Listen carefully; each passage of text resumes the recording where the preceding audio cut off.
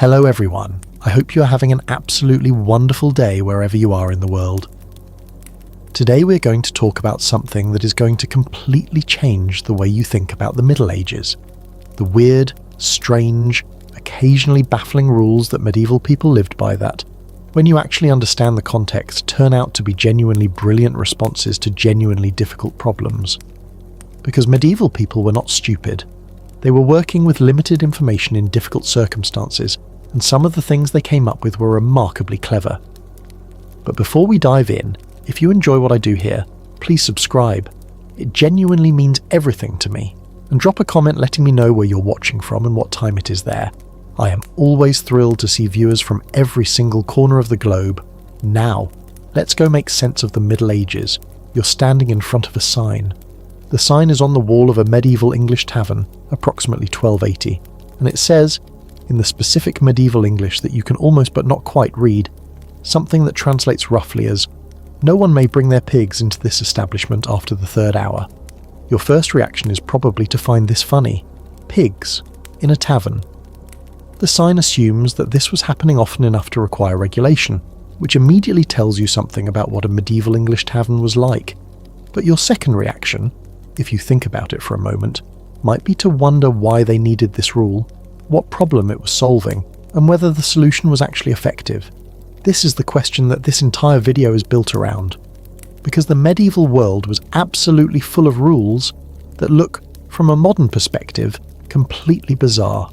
Rules about what colours you could wear, what you were allowed to eat on specific days, who could carry a sword and who couldn't, how loud you were permitted to be in certain streets at certain hours, what exactly constituted a legal marriage, how far your neighbour's pig was allowed to wander, and approximately 10,000 other specific regulations governing specific aspects of daily life that seem, at first glance, to reflect either stunning, bureaucratic overreach or the specific lunacy of a world that had not yet discovered common sense. But here is the thing. The medieval world was not the world of Monty Python. It was a world of real people facing real problems, without the specific technological and institutional tools that modern people use to solve those problems, and forced to invent creative solutions from first principles using the specific materials available to them. And when you understand the actual problems those rules were trying to solve, an astonishing number of them turn out to make complete, logical, sometimes even elegant sense. This is the story of those rules, and it is, among other things, a story about what happens when you have to organise human society without electricity, without modern medicine, without a professional police force, without reliable written records, without any of the specific institutional infrastructure that modern people take for granted, and you still have to make it work. Let's begin. Chapter 1. The Sumptuary Laws. Why the government cared what you wore. Let's start with one of the most consistently mocked categories of medieval regulation, the sumptuary laws. Sumptuary laws, from the Latin sumptus meaning expense, were laws that regulated personal expenditure, and in the medieval period they were primarily laws about clothing. Specifically, they regulated who was allowed to wear what, which colours, which fabrics, which furs, which decorative elements were permissible for people of different social ranks. And they were not minor or occasional pieces of legislation. They were serious, repeatedly enacted, extensively detailed legal documents that consumed considerable legislative attention across most of medieval and early modern Europe. Some examples to give you a sense of the specific texture of these laws. An English statute of 1363 specified that yeomen and craftsmen could not wear cloth valued at more than 40 shillings a yard. Knights with estates worth less than £200 a year could wear cloth, but not cloth of gold or silver. Merchants below a certain wealth level could not wear furs. Common labourers could not wear any fur at all.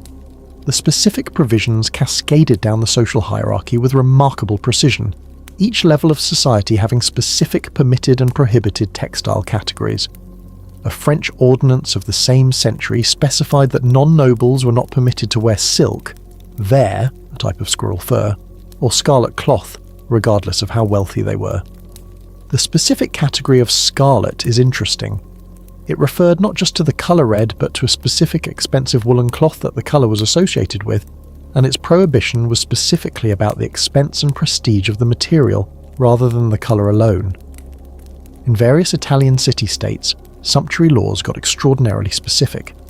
Florence passed legislation that regulated not just what you wore, but how many rings you could have, how elaborate your jewellery could be, how decorated your horse's equipment was allowed to be. Venice regulated what shoes women could wear at specific heights of heel.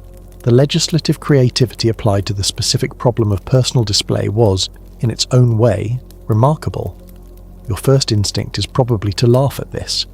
Government bureaucrats in the 14th century, spending their time debating whether a merchant's wife is allowed to wear marten fur versus rabbit fur. It seems simultaneously trivial and authoritarian, a state apparatus concerned with microscopic questions of personal style, enforcing a specific social hierarchy through the medium of haberdashery. But let's think about what problem these laws were actually trying to solve. The fundamental issue was this: in a society without photography, without driver's licenses, without any of the specific modern technologies for individual identification, the primary visual system for identifying who a person was, what their social status was, what rights and obligations they had, how they should be treated, was their clothing. In a medieval society organised around specific social hierarchies with specific legal implications, this visual identification system was not merely aesthetic, it was functional. A knight had specific legal rights: the right to bear arms, the right to specific legal treatment in court, the right to specific forms of address, that a merchant did not. A nobleman had specific obligations, military service for example, that a craftsman did not. The specific visual identification of who belonged to which category was a genuine social technology, one that allowed medieval society to function as a hierarchical system with differentiated rights and obligations. When that visual system was disrupted, when a wealthy merchant wore the same clothing as a minor nobleman, making the two visually indistinguishable, the specific social mechanisms that depended on visual identification broke down. People made wrong assumptions about who they were dealing with. Courts made wrong determinations about what legal rights applied. Social interactions became confused and potentially dangerous in specific ways. There was also a specific economic argument for sumptuary laws that was made explicitly by medieval legislators. The specific concern was that the desire to display wealth through elaborate clothing was causing people, particularly the rising merchant class of the high medieval period, to spend money on imported luxury goods, silks, fine furs, exotic dyes, rather than on productive investment in domestic industries. The specific argument was that sumptuary regulation would redirect spending from luxury consumption to productive economic activity. This argument is recognizable to modern economists as an early version of specific economic reasoning that is still applied to luxury taxes and similar interventions. Whether it was correct is a separate question. Economic historians disagree about the effectiveness of medieval sumptuary legislation as an economic instrument, but the reasoning was not absurd. It reflected genuine observation of specific economic patterns. There was also a moral dimension that seems strange to modern people, but was absolutely serious to medieval legislators: the specific theological concern about pride, superbia, as a deadly sin. The specific spending on elaborate personal display that sumptuary laws regulated was understood not merely as economically wasteful or socially confusing, but as a specific moral failure, the placing of personal vanity above proper ordering of one's priorities. The sumptuary law was, in the medieval moral framework, a public health measure, preventing the specific spiritual disease of pride by regulating its most visible expression. Were sumptuary laws effective? This is where the honest answer gets complicated. The evidence suggests that they were largely ineffective in practical terms. Wealthy merchants continued to wear what they wanted, the laws were unevenly enforced, and the specific social changes they were trying to prevent, the rising economic and social power of the merchant class, continued regardless of what the laws said.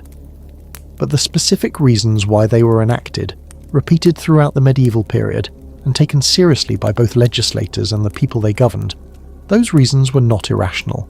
They were responses to real social dynamics using the specific legislative tools available in the medieval period, and they reflected genuine observations about how clothing functioned as social technology in a world without modern identification systems.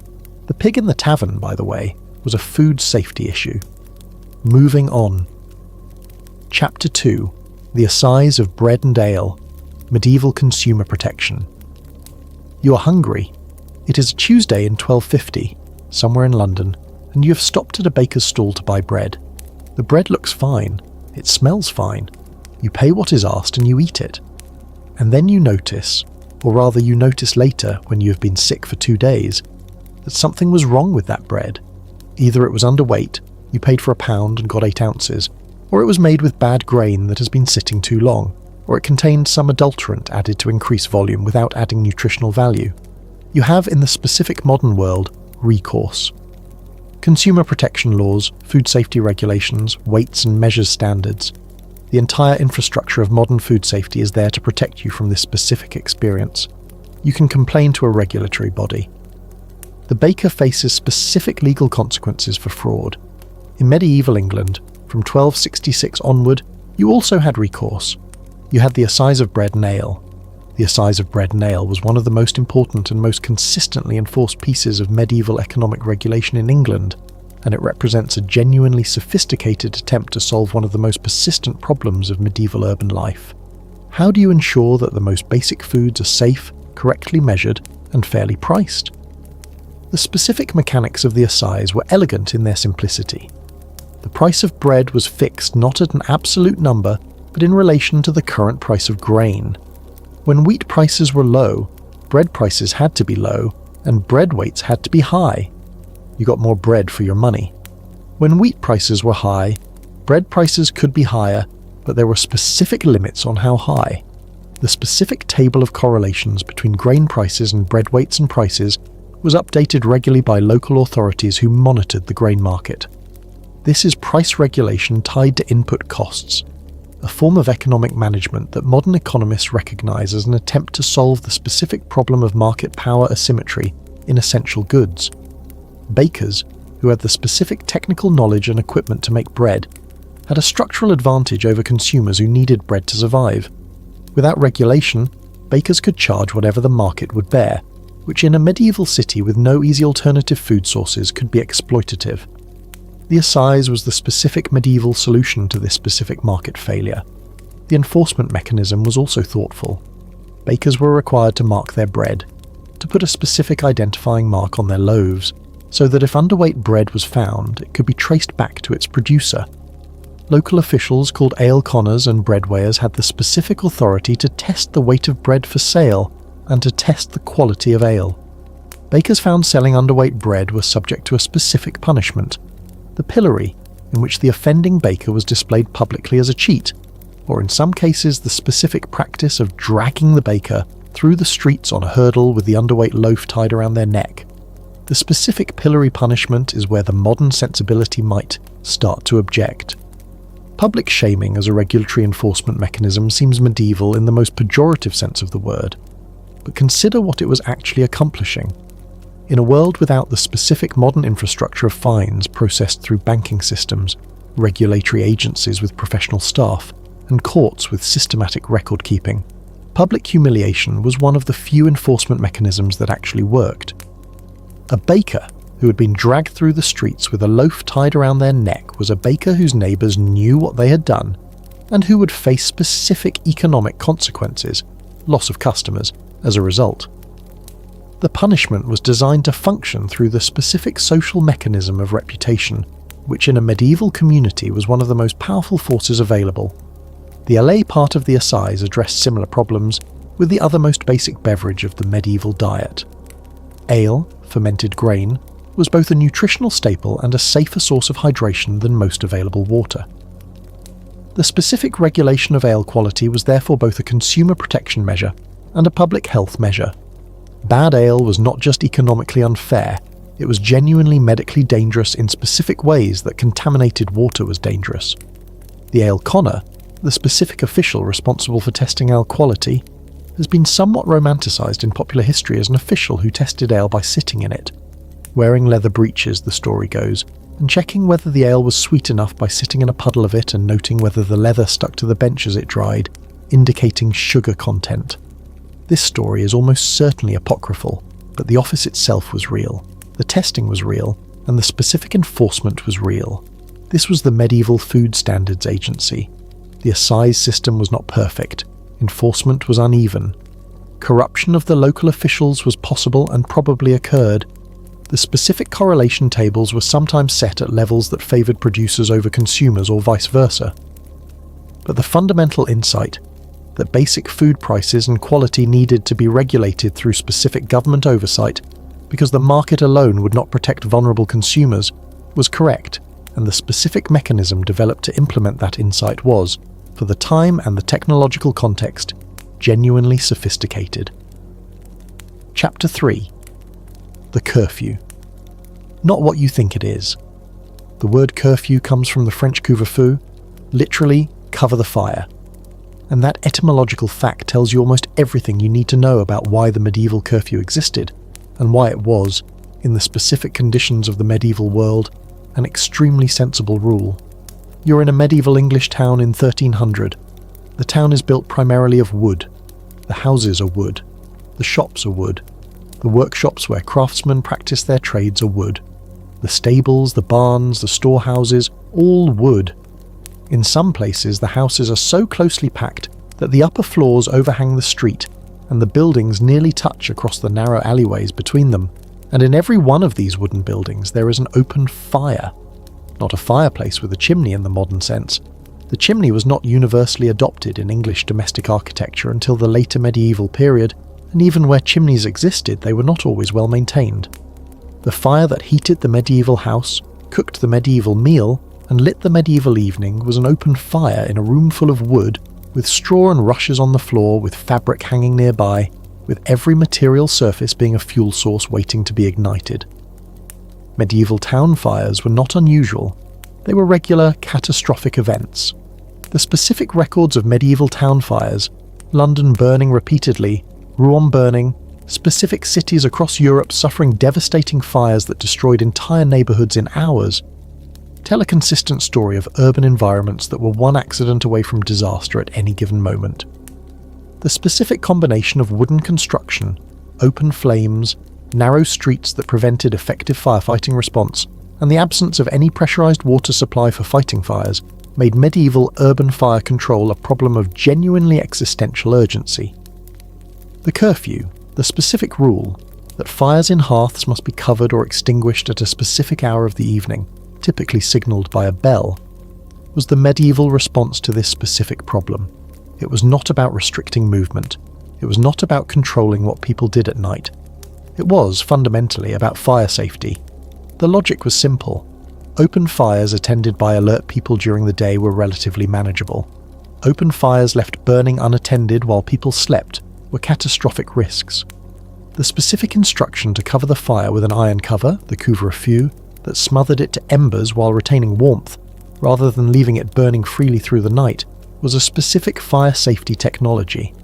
The bell that signalled curfew was the specific daily reminder to perform this crucial fire safety practice before going to sleep. Modern curfews, the regulations that restrict movement in specific times and places, share the name but not the original purpose, and the drift in meaning tells you something interesting about how the specific function of regulation can change, even as the regulatory structure remains. The original curfew was about fire.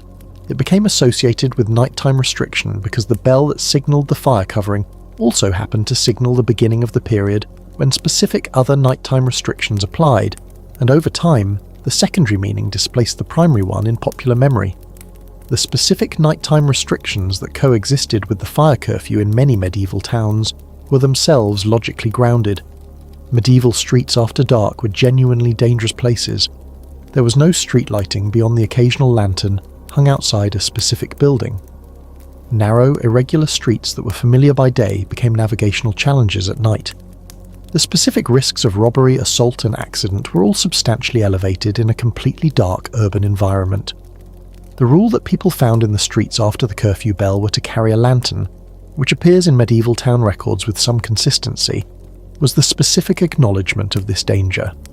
If you need to be out at night, take a light, both so you can see where you're going and so others can see you, and avoid the specific misidentification of a moving shape in the dark as something threatening that produced specific violent responses.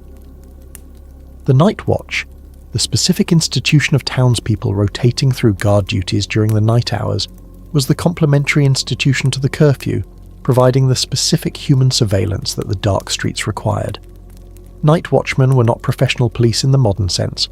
They were citizens taking their turn at a civic obligation, typically armed with specific weapons, a halberd or a bill, responsible for challenging strangers, reporting disturbances and raising the alarm in case of fire. They were also, in the specific literature of the period, frequently depicted as falling asleep, which tells you something about the specific human limitations of this system.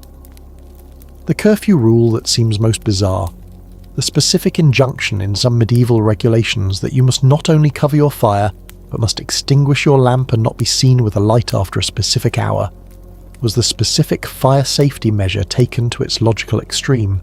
If no lights are burning in the town after midnight, no accidental fires can start from lights left burning unattended.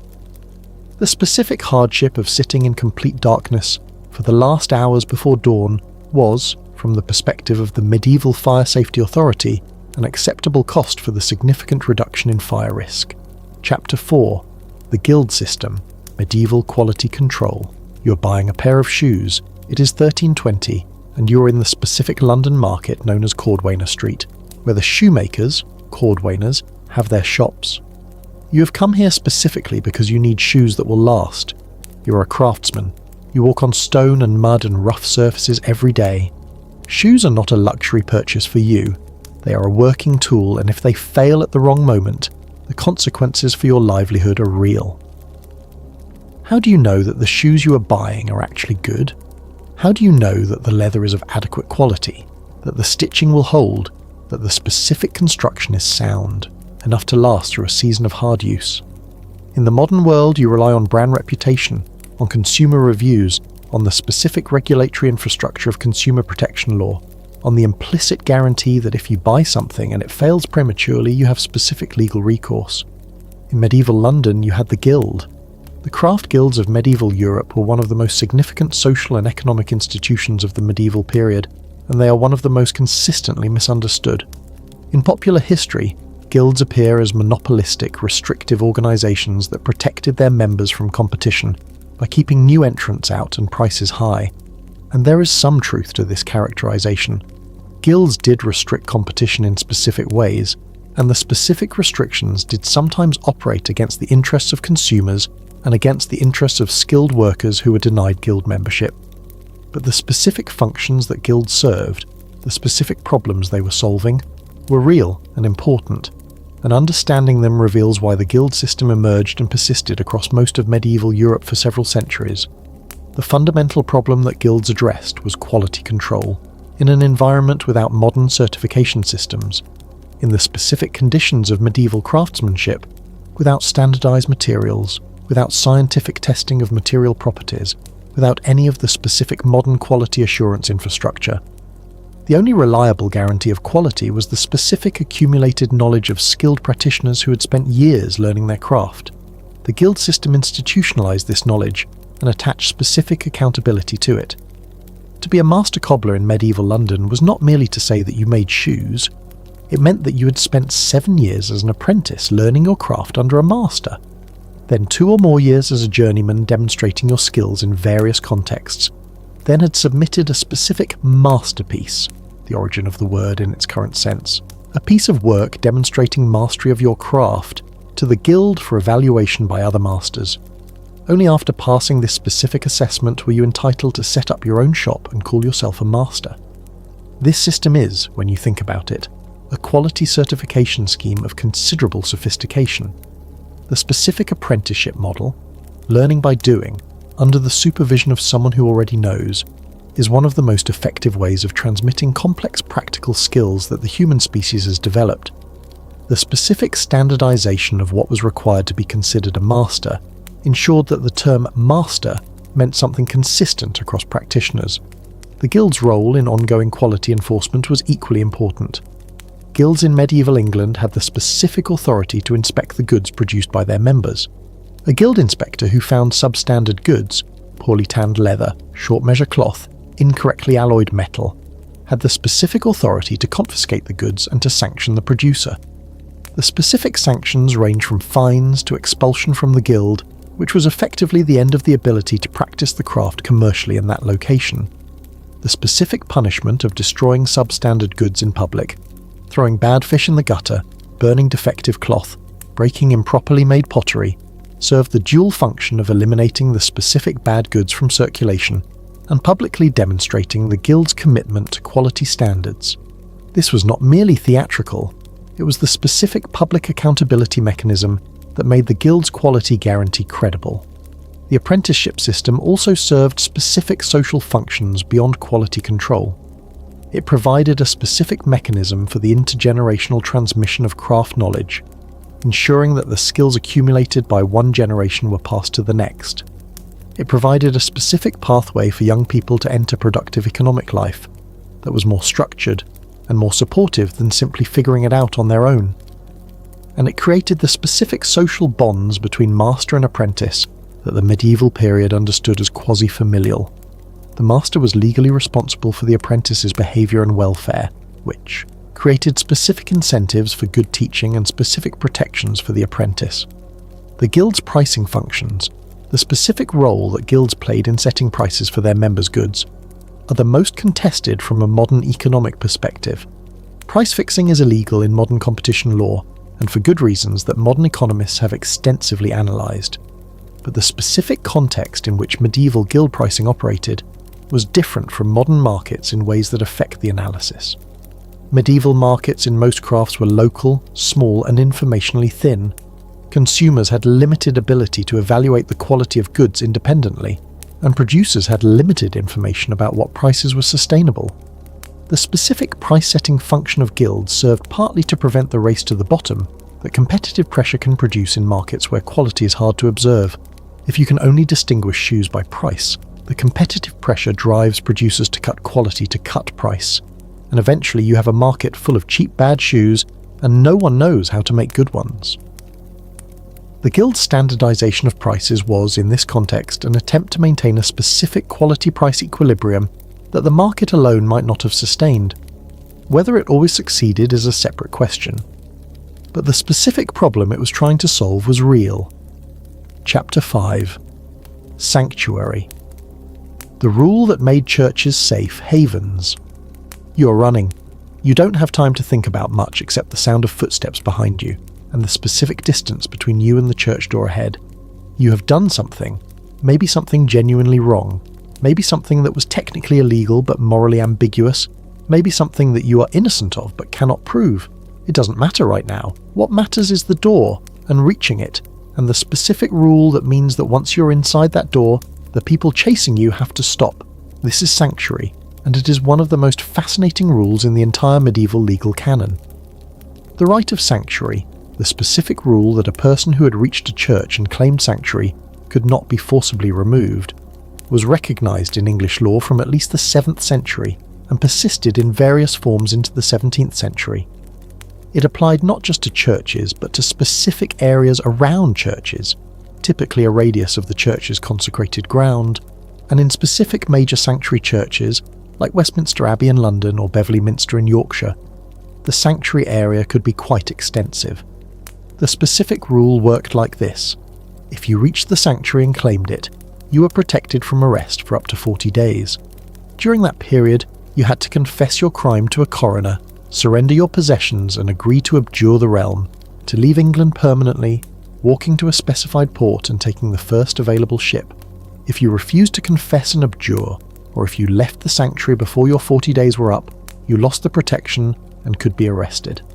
This sounds, at first, like a rule designed primarily to help criminals escape justice, and in specific cases it certainly did help criminals escape justice. Medieval sanctuary records include not just desperate innocent people fleeing mob justice, but also genuine murderers and thieves who used the 40-day window to arrange their affairs and their escape. But the specific problem that sanctuary was designed to solve was not about helping criminals. It was about preventing mob justice in a world where the specific mechanisms of formal law enforcement were unreliable, slow, and unevenly distributed. Consider the situation of someone accused of a crime in a medieval community before sanctuary is available. The accusation spreads. Anger builds. The specific emotional logic of a community that has been genuinely wronged, or that believes it has been genuinely wronged, produces the specific pressure toward immediate, local, informal justice. The mob that catches the accused person before formal legal proceedings can occur is not necessarily wrong about guilt, but it is necessarily wrong about procedure and the specific violence of mob justice, which recognizes no gradations, no presumption of innocence, no proportionality of punishment, is a specific social problem regardless of the actual guilt of the person being subjected to it. Sanctuary interrupted this specific dynamic by creating a physical space where the mob had to stop, where the immediate pressure of communal anger was blocked by a specific cultural and legal barrier. Sanctuary created the specific time and space for formal legal processes to occur. The 40-day period was not primarily a window for escape. It was a cooling-off period during which the specific formal processes of medieval justice could operate. The specific choice of churches as sanctuary locations was not arbitrary.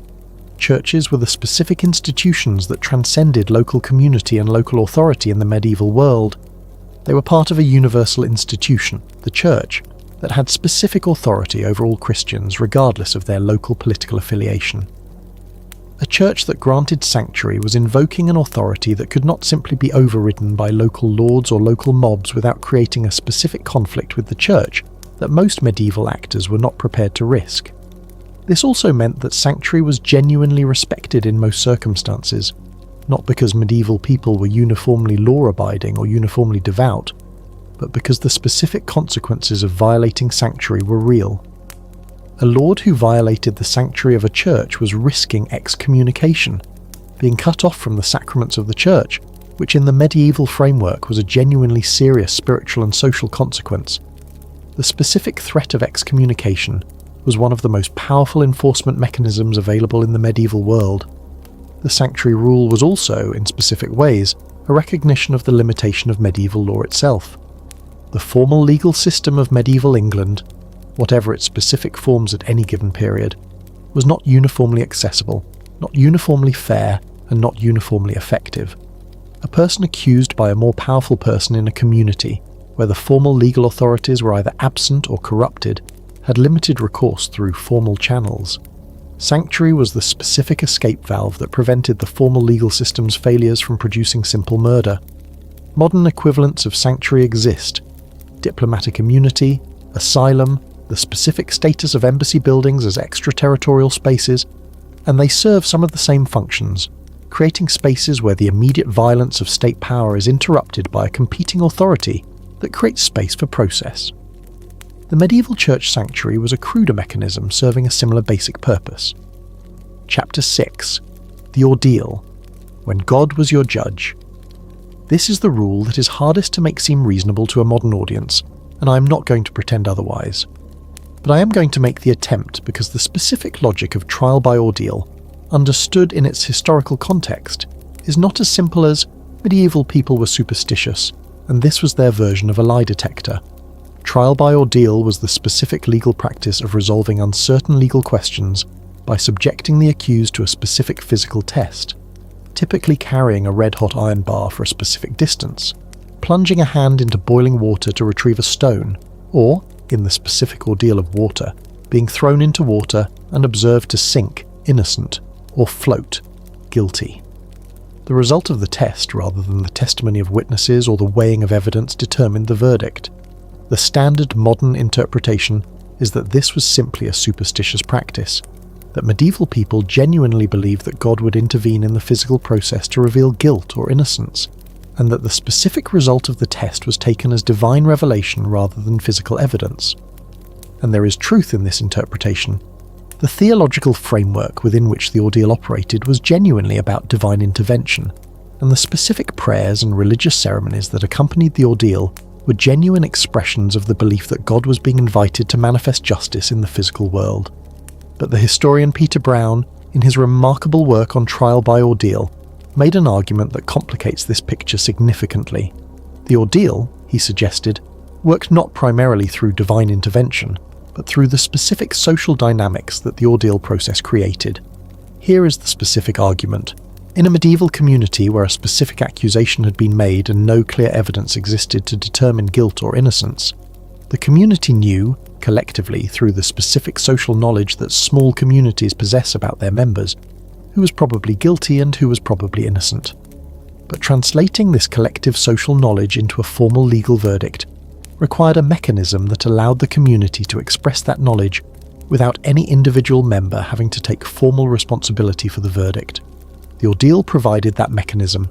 The specific ceremony of the ordeal, the prayers, the religious preparation, the presence of the priest, the invocation of divine judgment, created a framework in which the result of the test could be understood as expressing the community's collective judgment, while attributing that judgment to God rather than to any individual.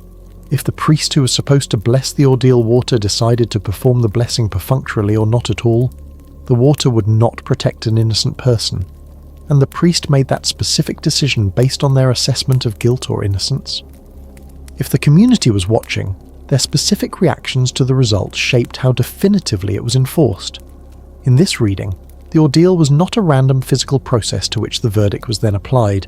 It was a specific social performance in which the verdict had, in many cases, already been determined by communal assessment, and the ordeal was the ritual mechanism by which that verdict was formalized and legitimized.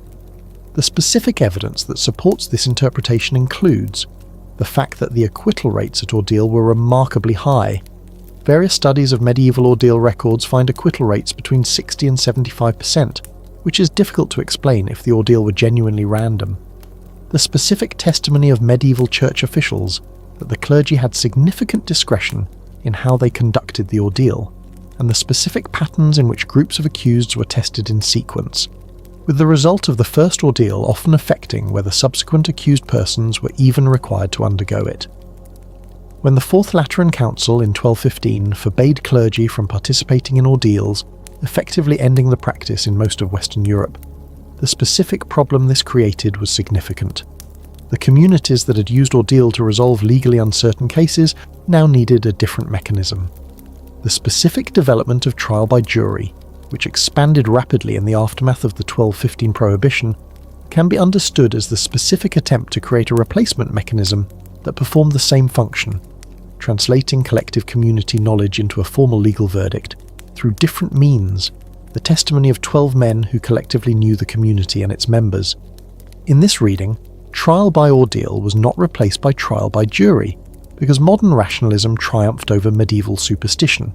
It was replaced because the specific social mechanism was the same in both cases, and the Church's withdrawal of its specific imprimatur from the ordeal required a new institutional form for the same underlying function. Chapter 7. The Forest Laws. The conservation rules that everyone hated. The forest laws of medieval England are among the most despised pieces of medieval legislation, and with good reason from the perspective of the people subject to them. They were also, in specific ways, among the most environmentally sophisticated regulations that the medieval world produced. You were a peasant farmer in 11th or 12th century England. The royal forest, a term that in medieval English law meant not specifically forested land, but land designated as a royal hunting ground, which might include substantial areas of open land, farmland, and small settlements, covers a significant portion of the land around your village, and the specific rules of the forest are making your life difficult in very particular ways. You cannot hunt the deer that damage your crops. The venison, the deer and other large game animals of the forest, belongs to the king, and poaching it is a serious offence punishable by specific penalties that changed over the centuries, but were serious enough to be a genuine deterrent. You cannot cut timber from the forest without specific authorization and specific payment. You cannot clear forest land for cultivation without permission. You cannot allow your animals to wander into the forest in ways that might disturb the game. The specific officials of the forest, the foresters, the verderers, the agisters, have specific legal authority to prosecute you for violations, and the specific forest courts, the attachment courts, the swanimotes, the heir of the forest, exist specifically to enforce the forest law. This system is, in its specific operation, extremely unpopular. The specific resentment of the forest law runs through medieval English literature and record.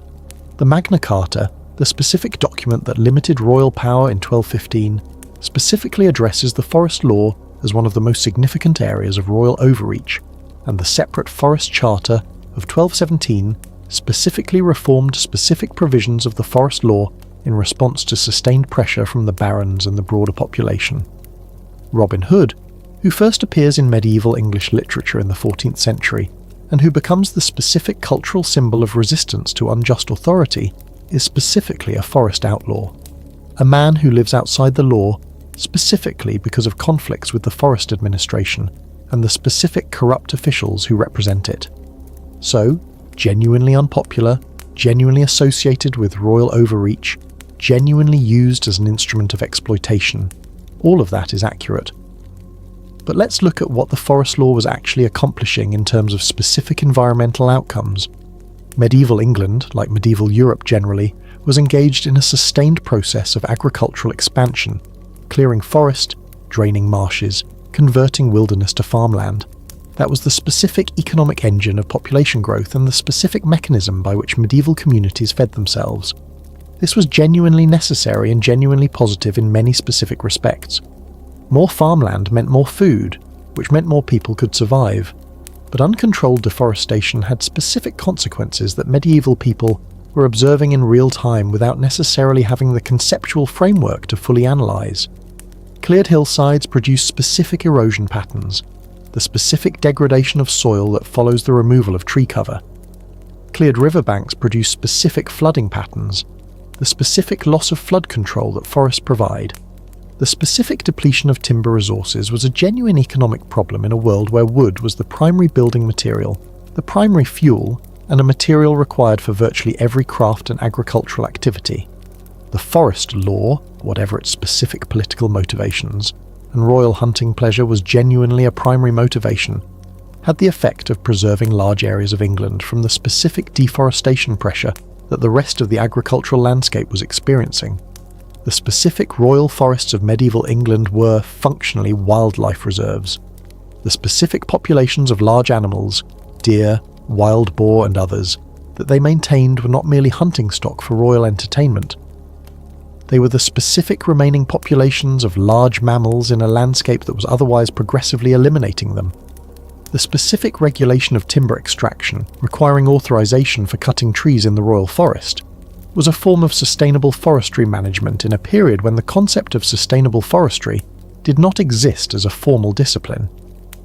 Whether the specific timber regulations were intelligently calibrated to actual forest sustainability is a separate question, but their existence meant that the royal forests were not simply clear-cut at the pace that market forces would have dictated, and the specific results, in terms of forest cover persisting in specific areas of England well into the modern period, are visible in the landscape. The environmental historian Oliver Rackham, who spent decades studying the history of English woodland, found that many of the specific ancient woodland areas remaining in modern England are precisely the areas that had some form of protected status in the medieval period, royal forest or the equivalent managed coppice woods of specific institutions. The specific legal protection that the forest law provided, whatever its political motivations, produced specific environmental preservation that persisted. This is not a defence of the specific abuses of the forest administration, the corrupt foresters who extorted payments, the specific application of the forest law to land that had never been genuinely wild, the particular hardship of the specific communities that were caught within the forest boundaries. Those abuses were real, and their resentment was justified.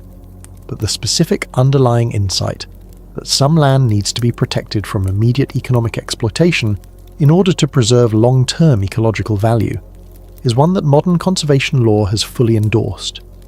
The specific mechanism of royal hunting reserve is not the mechanism we would now choose.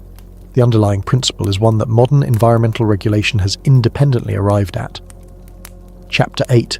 The Rules of Tournament, Managing Organised Violence.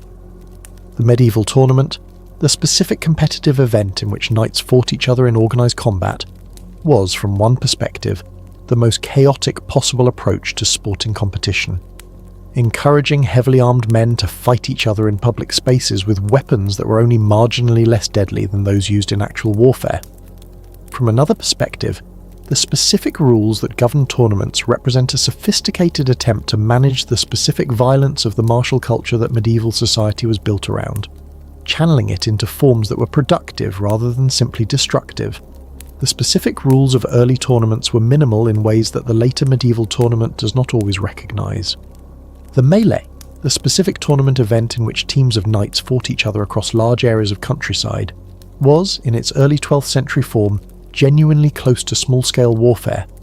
Knights fought in groups, could be captured for ransom, the specific financial logic that made tournaments economically attractive, could fight over terrain that included actual agricultural land and actual villages, and could sustain genuinely serious injuries.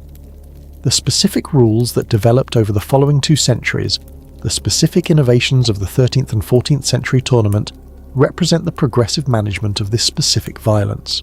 The tilt, the specific barrier that separated jousting knights and prevented their horses from colliding head-on, reduced one of the most common causes of severe injury.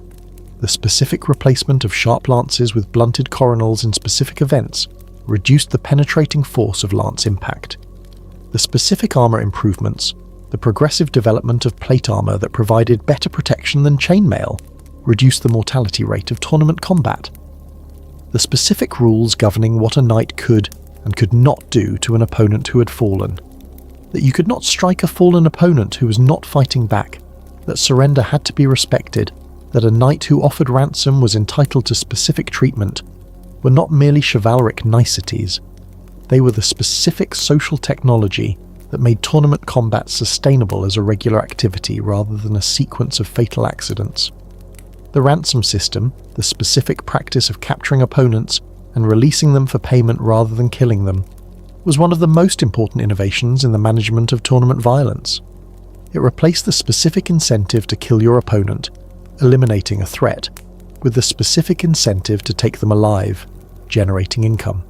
This specific change in the incentive structure dramatically altered the nature of tournament combat in ways that reduced mortality without reducing competitive intensity. The specific rules governing who could participate in tournaments, the requirements of knightly status, the specific conditions that could disqualify a participant, were partly snobbery and partly the specific safety management of an activity where the level of training and the quality of equipment were genuinely relevant to the safety of all participants. A knight in properly fitted, well-maintained armour, trained from childhood in mounted combat, fighting an opponent of equivalent preparation, was engaged in a different activity from an untrained person in inappropriate equipment attempting the same thing. The specific exclusion of the untrained was, in this context, both social gatekeeping and genuine safety regulation. The specific development of the joust, individual combat between 2 mounted knights, separated by the tilt, using blunted lances in specific events, as the primary tournament form by the 14th century represented the final step in the specific rationalization of tournament violence. The joust was predictable, controlled, and observable in ways that the melee was not. Its specific rules, the number of passes, the specific conditions for victory, the particular management of falls and subsequent combat on foot, were precisely defined and consistently enforced. It was, in the specific vocabulary of modern sports regulation, a codified competitive event with clear rules, consistent enforcement, and specific safety provisions. The specific irony is that this rationalization was partly what killed the military utility of the tournament. The specific event that developed to train knights for warfare became, as it became increasingly rule-bound and increasingly theatrical, increasingly unlike actual warfare. The 15th century joust, conducted under elaborate rules with spectators, specific costumes, heraldic display, and specific theatrical conventions, was excellent training for 15th century jousting and not particularly relevant training for 15th century warfare, which had already been transformed by the specific technology of the longbow and the professional infantry that was replacing the mounted knight as the decisive military arm. Chapter 9. Leper Regulations. Medieval Public Health. The specific rules governing lepers in the medieval period are among the most immediately disturbing to modern sensibilities. The requirement to carry specific warning devices, a clapper or bell, to wear specific clothing identifying their condition, to avoid specific places, to walk on specific sides of roads, to announce their presence in specific ways when approaching others. They appear, at first reading, as pure stigmatization, the specific social exclusion of people with a specific condition enforced by law. And there is genuine stigmatization here. Let's not pretend otherwise. The specific social experience of being a leper in the medieval world was genuinely terrible, and the specific ways in which medieval religious culture understood leprosy as a divine punishment in some specific formulations added theological stigma to the practical exclusion. But the specific practical rules governing lepers, the warning devices, the specific spatial restrictions, were not primarily about stigmatization. They were about the specific problem of disease control in a world without the modern understanding of how infectious diseases spread, and they represent a genuine and important attempt to limit the transmission of a disease that was genuinely dangerous. Leprosy, caused by the bacterium Mycobacterium leprae, is not actually very contagious by the standards of most infectious diseases. The specific transmission mechanism, prolonged close contact, means that the dramatic isolation measures the medieval world applied to lepers were, by the standards of modern infection control, considerably more stringent than the actual transmission risk warranted. But the medieval world did not know this. What medieval people observed was that leprosy spread, that people who had extended close contact with lepers sometimes developed the disease, and that it progressed in specific ways that produced severe disability and disfigurement. In the absence of the specific knowledge of bacterial transmission that modern medicine possesses, the specific conclusion that physical proximity was the specific risk factor was reasonable.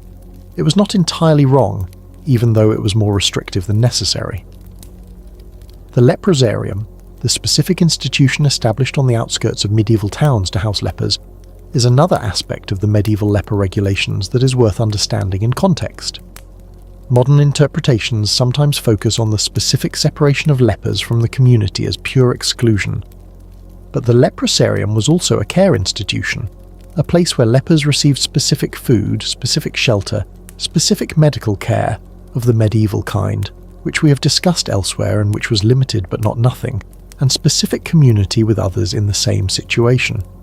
The specific rules governing lepers in some medieval contexts were more nuanced than the blanket exclusion narrative suggests.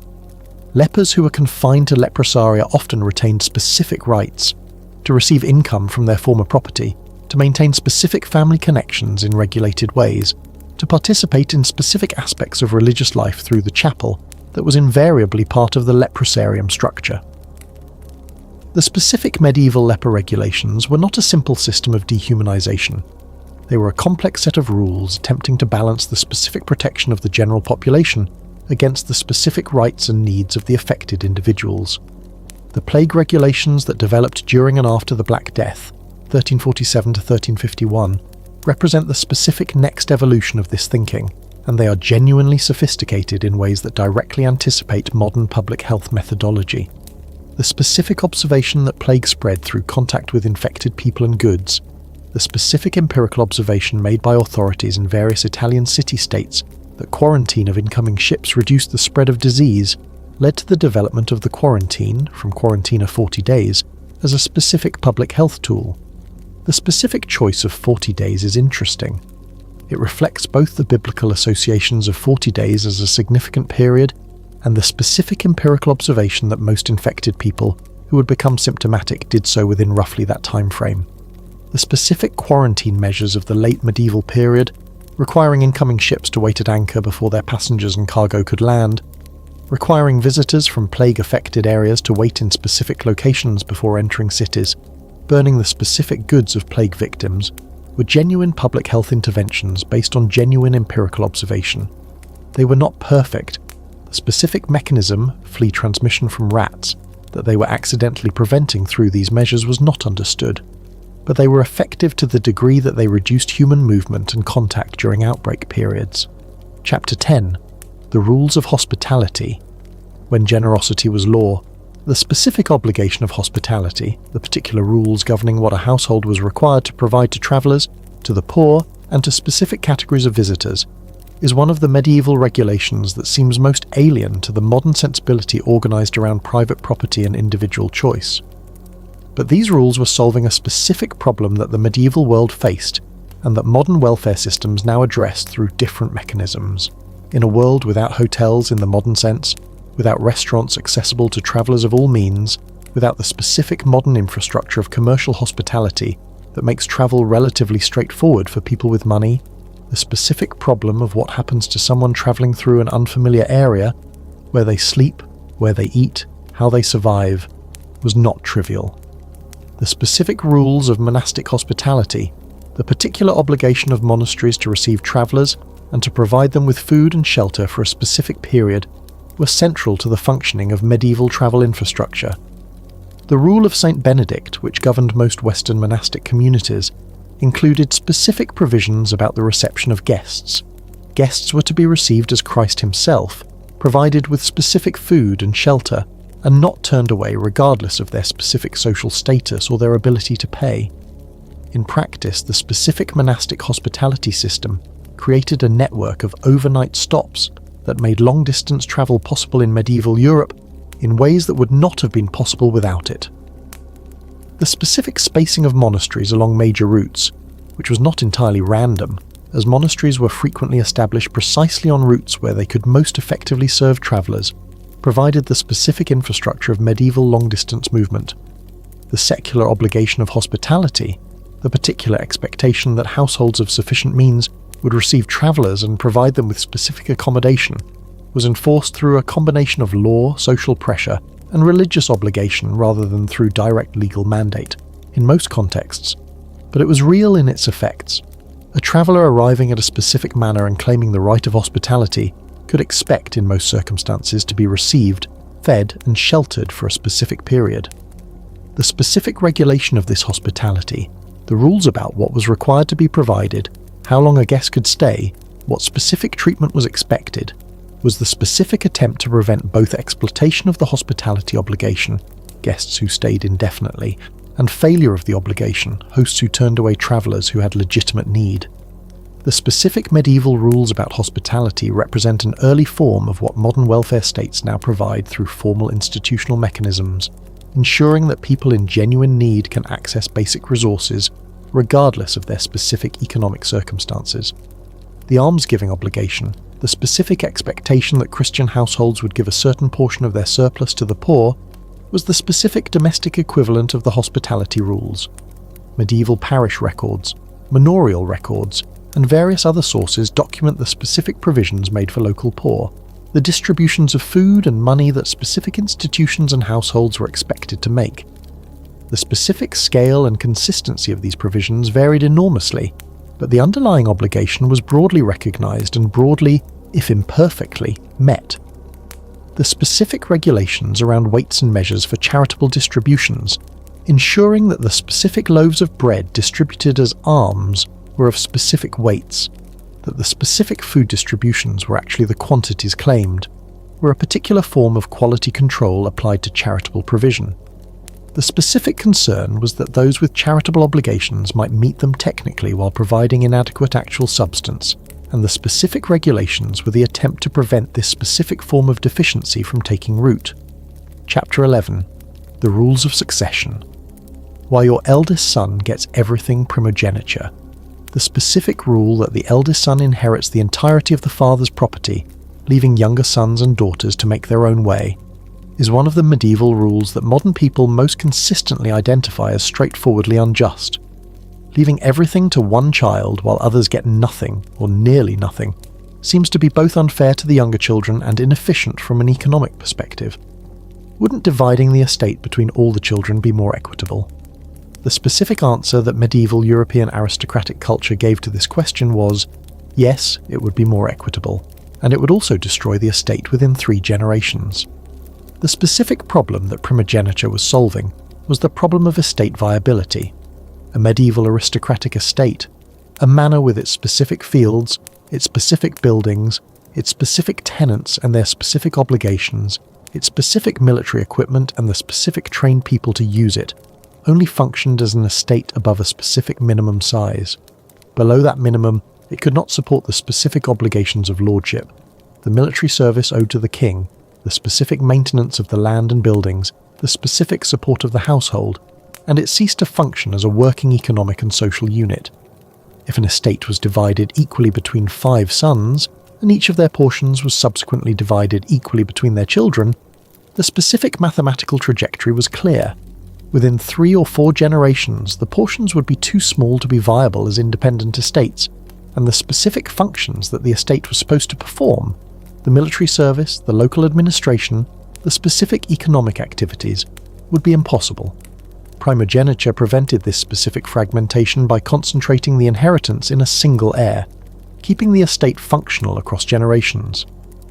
The specific injustice to younger sons was acknowledged, and the specific cultural accommodations to this injustice, the younger son who goes to war, who takes holy orders, who goes to sea, who carves out his own fortune, are fundamental to medieval literature and medieval social history. But it was considered the lesser evil compared to the specific economic and social dysfunction of fragmented inheritance. The specific rule also served a specific function in maintaining the feudal system itself. A feudal obligation, the specific military service that a knight owed to his lord in exchange for his land, was attached to the land, not to the person. If the land was fragmented below a viable size, the specific military obligation it was supposed to support could not be met. Primogeniture kept the specific parcels of land above the size necessary to support the feudal obligation, maintaining the specific military infrastructure that medieval defence depended on. The specific inheritance rules for merchant families and for peasant families were different from the aristocratic primogeniture system in ways that reflect the different economic logics of those communities. Merchant families frequently divided inheritance between multiple heirs because merchant wealth, in goods, credits, and commercial relationships, was more easily divided than landed estates, and because the specific skills of commercial life could be practiced at smaller scales than lordship. Peasant customs varied by region and period, but frequently allowed for specific division of holdings in ways that primogeniture did not. The specific institution of entail, the legal device that prevented an heir from selling or further dividing an inherited estate, was the specific legal reinforcement of the primogeniture logic, not just concentrating the inheritance in one heir, but preventing that heir from subsequently fragmenting it through sale or division. Entail has specific negative consequences in terms of economic efficiency. Entailed land cannot be sold to people who would use it more productively, and it became increasingly controversial as economic conditions changed, eventually being reformed and abolished in most legal systems. But its specific purpose, maintaining the viability of specific economic units across generations, was not irrational in the specific context of the medieval and early modern economy. Chapter 12. The Assizes of Arms. Who is allowed to be dangerous? The specific regulation of who was allowed to own and carry weapons in the medieval period is one of the most immediately politically charged topics in the entire medieval legal canon because it connects directly to contemporary debates about weapon regulation that are still active and still contested. The medieval position on weapon ownership was not simple or uniform, but it had a specific logic that is worth understanding in its own terms before it gets absorbed into modern political debates. The Assize of Arms of 1181 in England, one of the earliest and most systematic medieval regulations of weapon ownership, required specific categories of male subjects to maintain specific types of weapons and armour in proportion to their specific landholding and income. A knight had to maintain specific heavy armour and specific weapons. A free man with less land had to maintain specific lighter equipment. A burgess and a free peasant had to maintain specific weapons appropriate to their economic means. This was not a weapon restriction, it was a weapon mandate. Medieval military service, the specific obligation of military defence that every free man owed to his king, required specific equipment, and the Assize of Arms was the specific attempt to ensure that the men who owed military service actually possessed the equipment they needed to perform it. The specific enforcement of the Assize involved periodic musters, gatherings at which men brought their required equipment and were inspected to confirm that they actually owned it. The specific restrictions on weapon ownership in the medieval period came from a different direction, from the specific concern about who was carrying weapons in public spaces in ways that created specific threats to public order. The rules prohibiting the carrying of weapons in certain places within specific distances of the king's court, within certain town boundaries during specific events, in certain contexts of potential public disorder, were the specific attempt to separate the legitimate military use of weapons, which required that men own and maintain them, from the specific public threat that armed men in public spaces represented. The guild rules about weapons in London and other towns, the specific prohibition on carrying certain weapons in guild halls, inns, market areas, during specific civic events were the particular expression of this logic at the urban level. The specific concern was not that citizens should be disarmed, but that the specific context of public commerce and civic gathering should be insulated from the immediate threat of violence that visible weapons represented. The specific legal distinction between carrying weapons for legitimate purposes, travelling, defending one's household, performing military service, and carrying weapons in threatening ways, drawing a weapon in a public place without cause, carrying weapons in specifically prohibited contexts, was the particular legal device that allowed the medieval regulation of weapons to permit broad ownership while restricting specific uses that created specific public safety problems. The specific penalties for drawing a weapon in a prohibited context, or for using it without specific justification, were serious and consistently applied in many medieval jurisdictions. The specific point was not to prevent weapon ownership, but to create specific deterrent against the specific behaviour, threatening displays of armed force in civilian contexts, that made public spaces dangerous.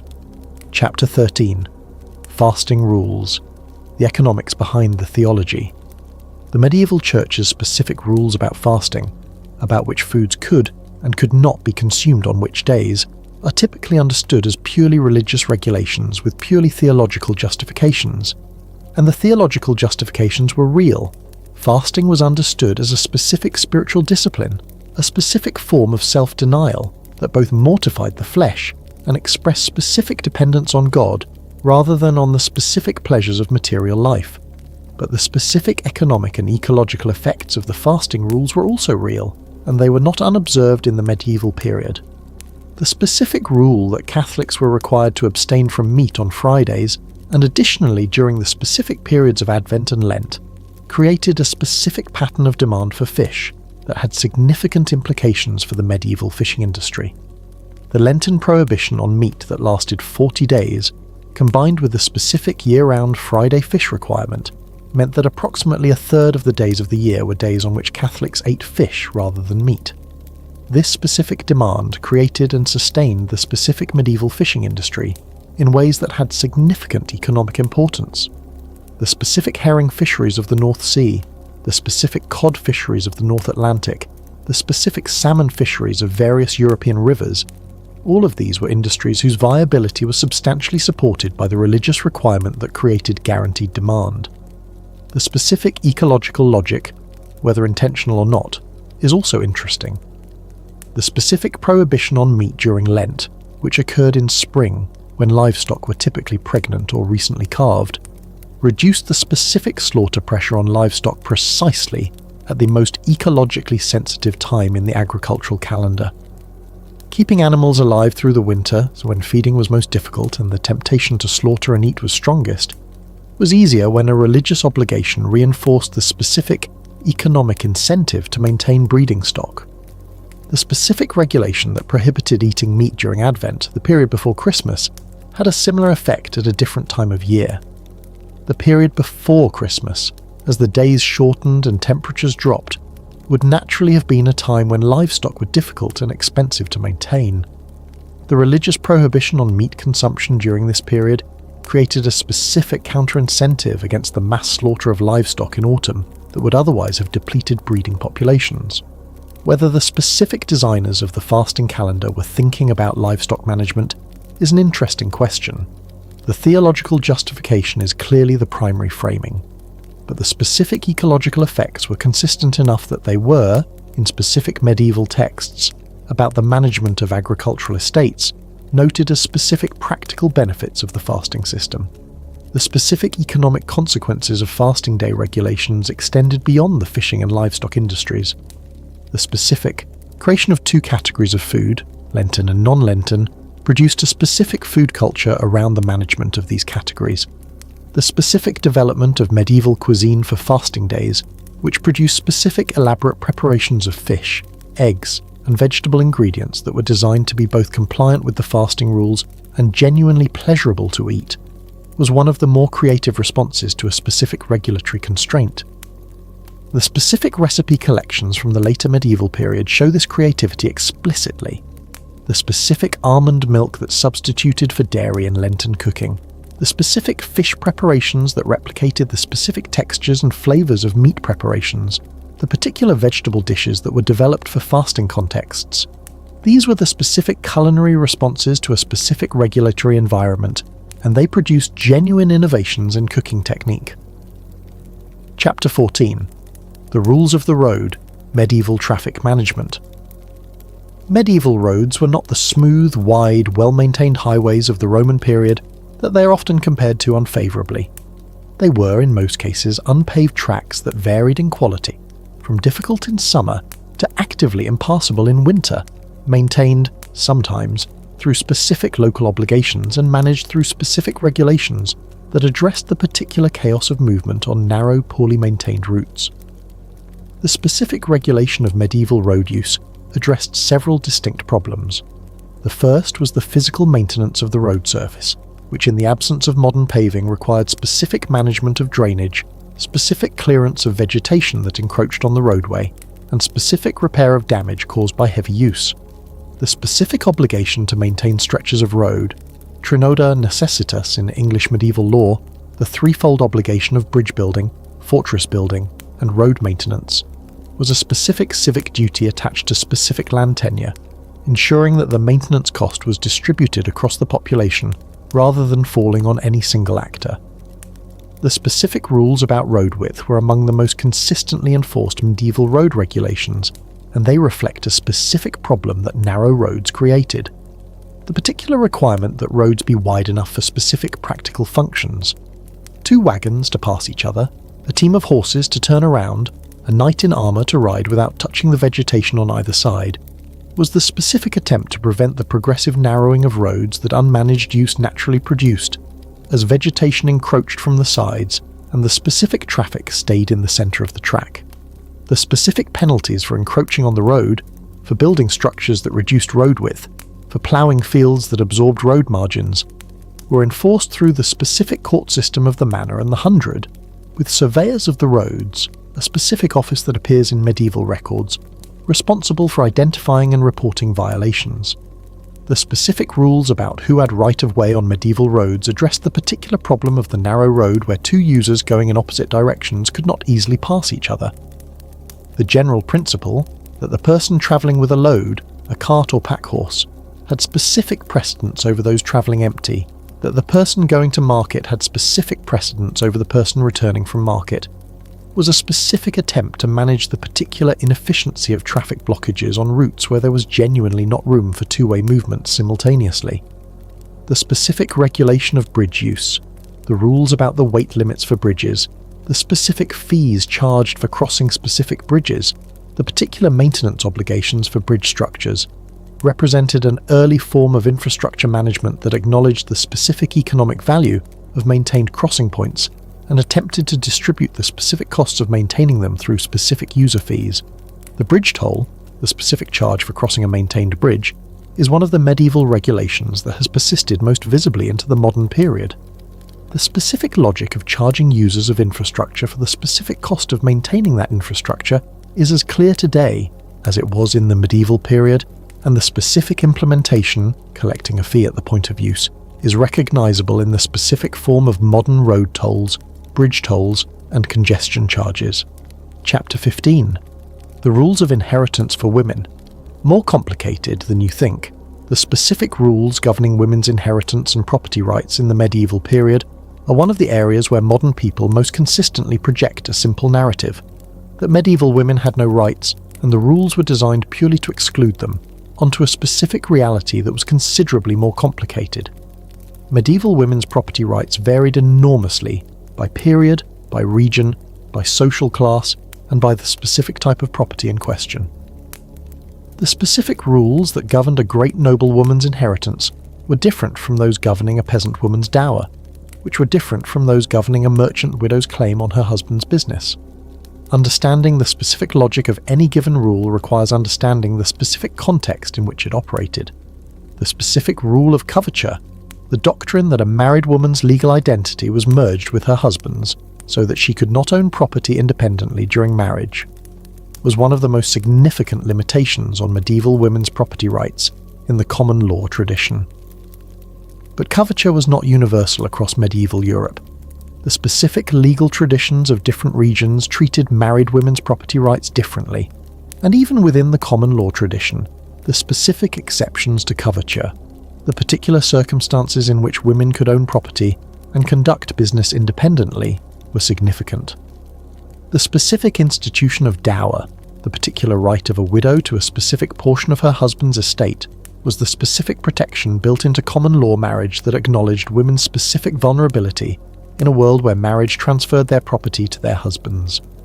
The specific dower right, typically 1/3 of the husband's land for the widow's lifetime, was not nothing.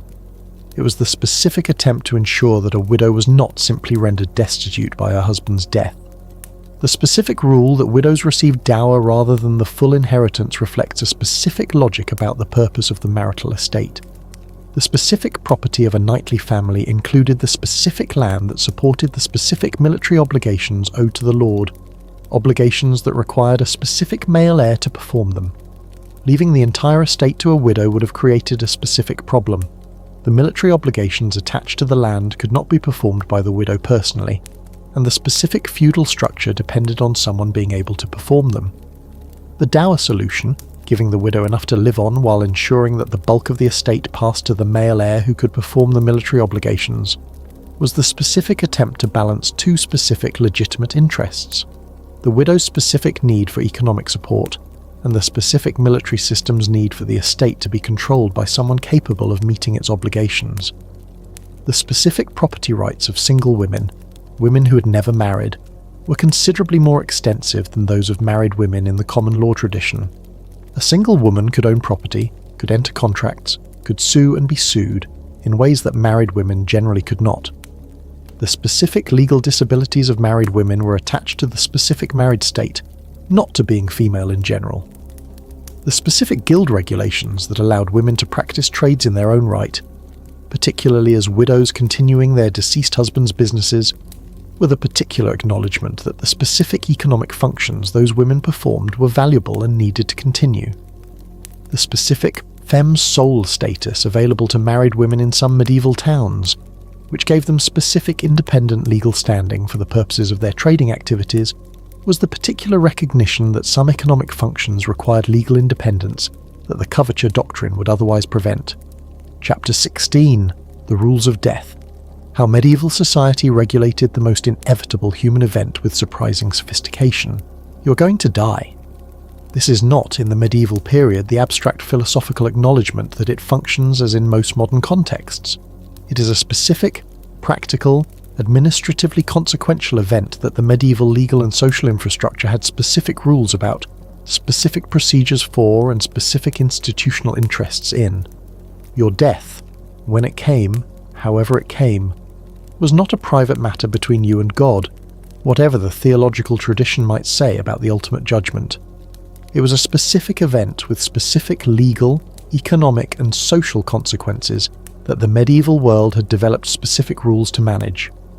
The specific rules of death in the medieval period addressed 4 distinct problems: the transfer of property, the management of the soul, the protection of dependents, and the prevention of the specific frauds and disputes that the transfer of wealth between generations consistently produces. The will was the specific legal technology through which the first and second of these problems were addressed simultaneously. The medieval will, the formal written document in which a person specified what was to happen to their property after death, was not merely an economic document. It was simultaneously an economic plan and a spiritual one, and the specific typical structure of the medieval will reflects both dimensions with equal seriousness. A typical medieval English will begin with a specific preamble declaring the testator's soul to be committed to God, the Virgin Mary, and the specific saints whose intercession was being sought. The specific bequest of the soul, the formal commendation of the testator's spiritual welfare to specific divine and saintly patrons, was not a formality. It was the specific first business of the will, establishing the spiritual context within which the subsequent economic provisions were made. The specific provisions for masses, the particular payments for priests to say specific numbers of masses for the testator's soul, typically calculated to reduce the specific time spent in purgatory that the specific sins of the specific life had accumulated, were among the most economically significant provisions in wealthier medieval wills. A rich merchant might leave substantial sums for hundreds or thousands of masses, funding the specific spiritual economy of the parish and the specific religious institutions of the town simultaneously.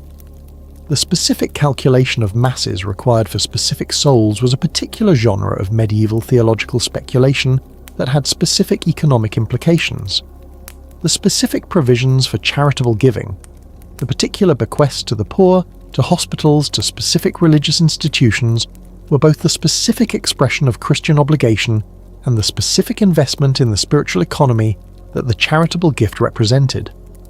Giving to the poor in the will was simultaneously meeting a specific theological obligation and accumulating specific spiritual merit that the specific theological accounting of the period calculated in specific ways. The specific provisions for dependents, the particular arrangements for the widow's specific dower, the particular assignments of specific property to specific children, the specific arrangements for unmarried daughters that the will needed to make, were the specific economic planning documents of the family's next generation, and their specific crafting required the particular legal skill that the will writer brought to the specific task. The specific problem of intestacy, dying without a will, was addressed by specific rules that varied by type of property and by jurisdiction. The specific common law rules of interstate succession provided specific default allocations, specific portions to the widow, specific portions to the children, specific portions to the church. But the specific inadequacy of these defaults, the specific ways in which they might not reflect the particular circumstances of the particular family, was the specific argument for the will, and the specific rate of will-making among the medieval property classes reflects specific awareness of the specific risks of dying intestate. The inquest post-mortem, the specific royal procedure for investigating the holdings and heirs of deceased tenants-in-chief, people who held land directly from the king, was the particular mechanism through which the crown managed its specific financial interests in the deaths of its direct vassals. When a major landholder died, the specific royal officials conducted the specific inquiry to determine exactly what land was held, what specific obligations attached to it, and who was the specific legitimate heir who would inherit it, and the specific obligations with it. The specific wardship right, the Crown's particular right to control the estate and arrange the marriage of an underage heir of a deceased tenant-in-chief, was the specific revenue mechanism that made the inquest post-mortem financially consequential. The specific management of wardships was one of the major revenue sources of the medieval English crown, and the specific rules governing how wardship worked, what the guardian could do with the land, what they owed to the ward when the ward came of age, what specific protections the ward had against the specific exploitation of their guardian, were the particular legal scaffolding of a significant part of the medieval financial system.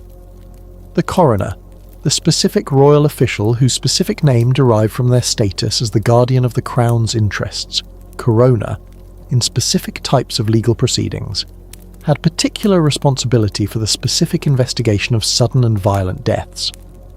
The specific inquest of the coroner was the particular mechanism for determining whether a death was the specific natural death that required no further proceedings, the specific accidental death that created specific obligations around the object that had caused it, the specific deodand, the particular object that had caused an accidental death, which was forfeit to the crown or to the local lord, or the specific homicide that initiated specific criminal proceedings. The specific deodand rule, that the specific object that had caused an accidental death was forfeit, seems bizarre until you understand its specific function. In a world without insurance, without specific compensation systems for accidental death, and without the specific civil liability law that modern tort law provides, the deodand was the specific mechanism for both acknowledging the specific harm of the accidental death and creating the specific incentive for the owners of dangerous objects to manage them carefully. Chapter 17. The Rules of Fire, the most feared catastrophe in the medieval world, and the elaborate response it generated. The medieval town burned, not as a metaphor for vitality or energy, or the specific intellectual heat of a productive culture, literally, repeatedly. With the specific regularity of the recurring catastrophe in an environment whose specific construction and specific heating technology created the specific conditions for fire to be the most consistent and most devastating threat to urban life. Medieval town fires were not rare disasters. They were recurring events that every urban community of any size had experienced within living memory and prepared for with the specific urgency of people who had watched their neighbours' property, and sometimes their neighbours themselves, consumed by the specific spreading fire of the wooden medieval street. The specific rules that medieval towns developed to manage fire risk were accordingly numerous, detailed, and consistently enforced with a seriousness that reflected the genuine existential threat they were addressing. The curfew, which we have already discussed, was the specific nighttime fire management rule, but the daytime rules were equally extensive and equally serious. The specific requirement that building materials in high-risk urban areas be non-combustible, that specific buildings be constructed of stone or tile rather than wood and thatch, was one of the most significant specific building regulations of the medieval period, and its specific enforcement varied widely with the specific resources and specific enforcement capacity of different urban communities. London's experience with fire is the most extensively documented specific case. The specific Great Fires that burned large portions of medieval London in 1135, in 1212, in various other specific episodes, produced specific building regulations in their aftermath whose particular logic was clear. The fire spread because specific buildings were made of specific combustible materials and were packed too closely together for fire breaks to function. The specific response, requiring new buildings in specific areas to be built of stone, requiring specific roof materials, specifying specific distances between buildings, was the particular attempt to reduce the specific combustibility of the urban fabric. The specific regulation of thatched roofs in urban areas was one of the most consistently attempted fire safety measures of the medieval period. Thatch, the particular dried grass or reed roofing that was both cheap and effective as insulation, was also the specific roofing material that ignited most readily when sparks from neighbouring fires reached it. The specific urban fire, spreading from building to building as flying sparks ignited specific thatched roofs, was the particular mechanism of urban conflagration that the thatched roof prohibition was designed to prevent. The specific replacement of thatch with tile, ceramic roof tiles whose specific non-combustibility made them fireproof in the particular sense that mattered for preventing the specific spread of urban fires, was the particular building technology change that medieval fire safety regulation was attempting to accelerate. The specific cost of tile relative to thatch was the particular barrier to compliance that made the specific regulation difficult to enforce comprehensively. Poor households could afford thatch, not tile, and the specific enforcement of the tile requirement against the specific poor household was the particular enforcement challenge that made the regulation inconsistently applied. The specific fire watchmen, the particular officials whose specific duties included patrolling streets for fire hazard and raising the alarm when fire was detected, were among the earliest specific municipal fire management employees. Their particular duties included not just detection but the specific enforcement of fire safety regulations, checking that fires in hearths were properly managed, that specific prohibited activities, using fire in specific locations, storing specific combustible materials in prohibited locations, were not occurring, that the specific tools of fire management were maintained. The specific fire management tools of the medieval town, the leather buckets maintained at specific locations, the specific long hooks for pulling burning thatch from roofs, the specific ladders, the particular hand pumps that more sophisticated urban communities developed, were the specific technology of medieval fire suppression, and their specific pre-positioning and specific maintenance were the particular public safety investment that medieval communities made against the recurring threat of fire. The specific rule requiring households to maintain fire management equipment, to have specific buckets available, to participate in specific fire suppression efforts when the alarm was raised, was the particular civic obligation that made the medieval fire response a community function rather than a professional one. The particular speed with which fire could spread in a medieval wooden town meant that the specific time required to summon a specific professional response was specific time in which the fire would have grown beyond specific control. Only the immediate response of specific neighbours in the specific immediate vicinity of the specific fire could prevent the specific catastrophic spread. The specific punishment for arson, for deliberately starting fire in an inhabited area, was among the most severe in the medieval legal code, reflecting the specific understanding that fire in a medieval town was not the specific limited damage of the modern, insulated and fireproofed building, but the specific potentially catastrophic destruction of an entire neighbourhood. The specific death penalty for arson was the particular legal acknowledgement that deliberate fire setting in specific conditions was as close to a specific weapon of mass destruction as the medieval world possessed. Chapter 18: The Rules of Weights and Measures. The hidden infrastructure of medieval commerce. You're selling grain. It is a market day in a specific English town in 1290, and you have brought your harvest to sell. The specific buyer wants to purchase a specific amount. You both need to agree on two things: the specific price per unit and the specific quantity you're actually selling. The second of these seems like it should be easier than the first. But in the medieval market, the specific question of what a bushel actually was, how much grain it contained, how it was measured, whose measuring equipment was the authoritative one, was genuinely contested in ways that modern people, accustomed to standardized measurement, enforced through consistent national standards, find hard to imagine. Medieval England had not one set of weights and measures, but many. A specific proliferation of local variations in the specific definitions of standard units that made commerce across different localities genuinely complicated. The specific Winchester bushel was not the same as the specific London bushel. The specific Winchester gallon was not the same as the specific Winchester ale gallon. The specific Troy pound used by goldsmiths was not the specific avoirdupois pound used for general trade. The specific variations were not random. Each specific unit had its particular historical origin in the specific practice of a specific trade or a specific locality, but their specific combination produced a measurement environment of genuine complexity. The specific attempt to standardize weights and measures was among the most consistently attempted and most consistently frustrated regulatory projects of the medieval period.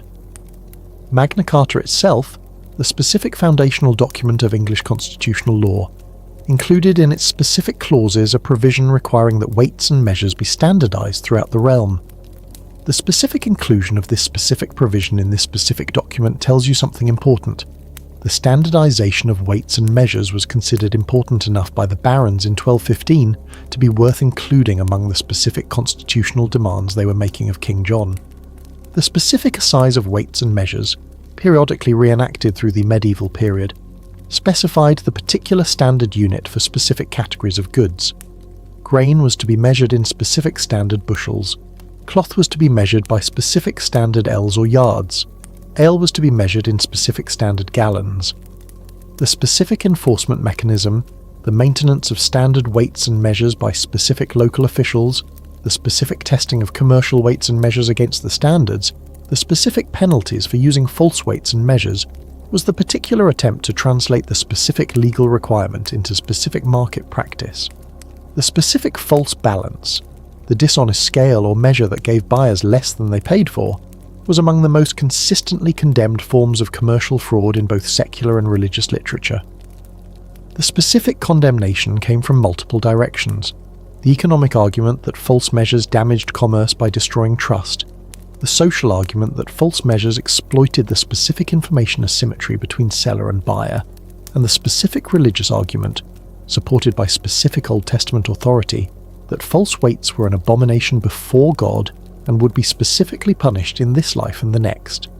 The specific physical standards that medieval measurement systems produced are among the more interesting artifacts of medieval administrative history. The specific bronze standards, the authorized measures maintained by specific officials as the reference against which commercial measures were checked, were the particular material instantiation of the abstract regulatory requirement. A specific bronze bushel of known volume, kept by a specific official at a specific location, was the particular reference point to which all commercial bushels in the jurisdiction were supposed to conform.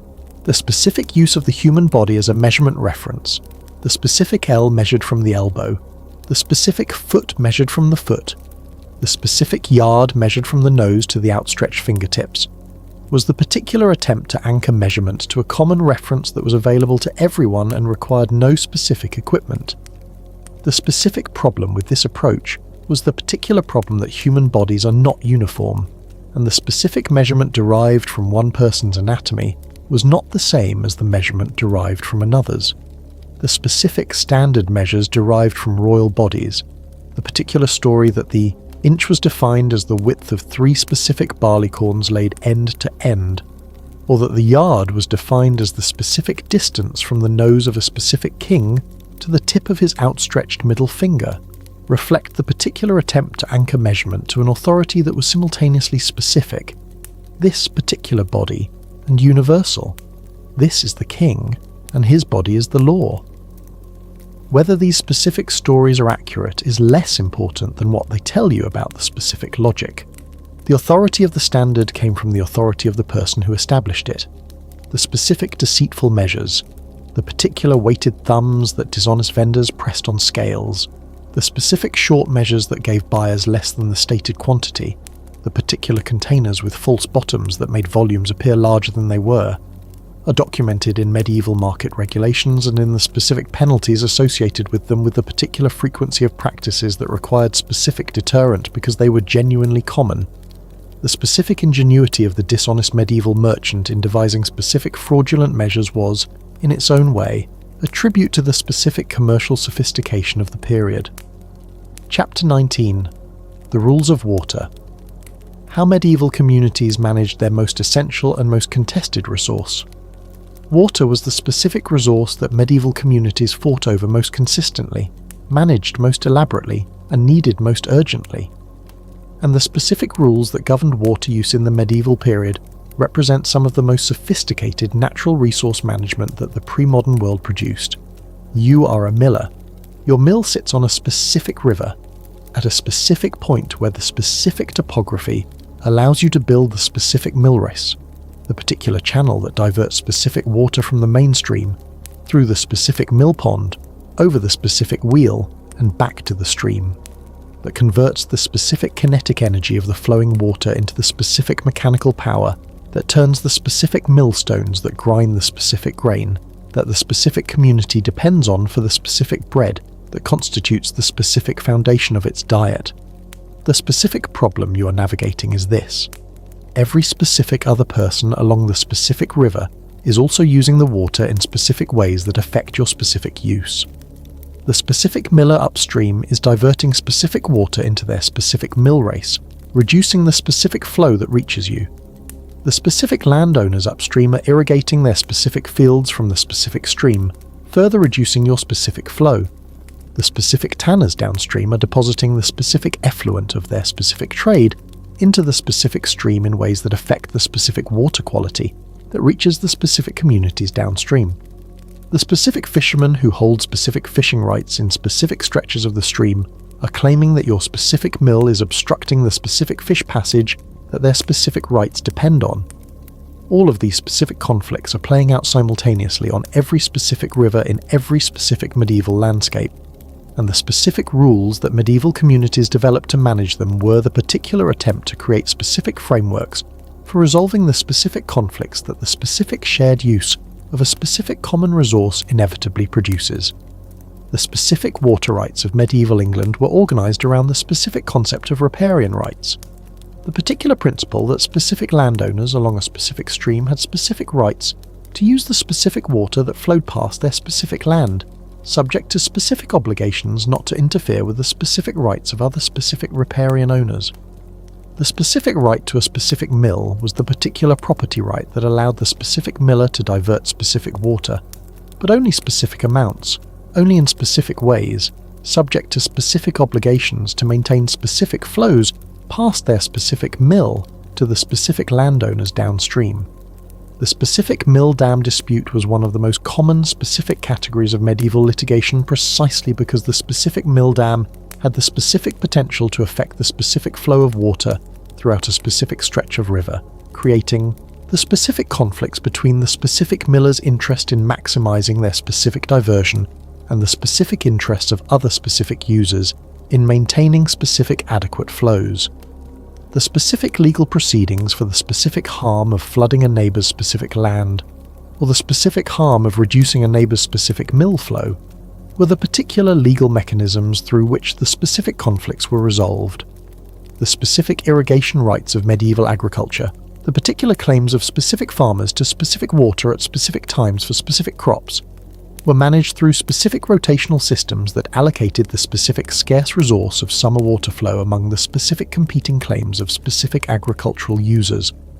The specific water meadow systems of specific English valleys, the particular sophisticated flooding systems that allowed specific grass growth at specific times of year to produce specific early fodder for specific livestock, required specific coordination among specific landowners across specific stretches of specific rivers that the specific rules about specific water use had to accommodate.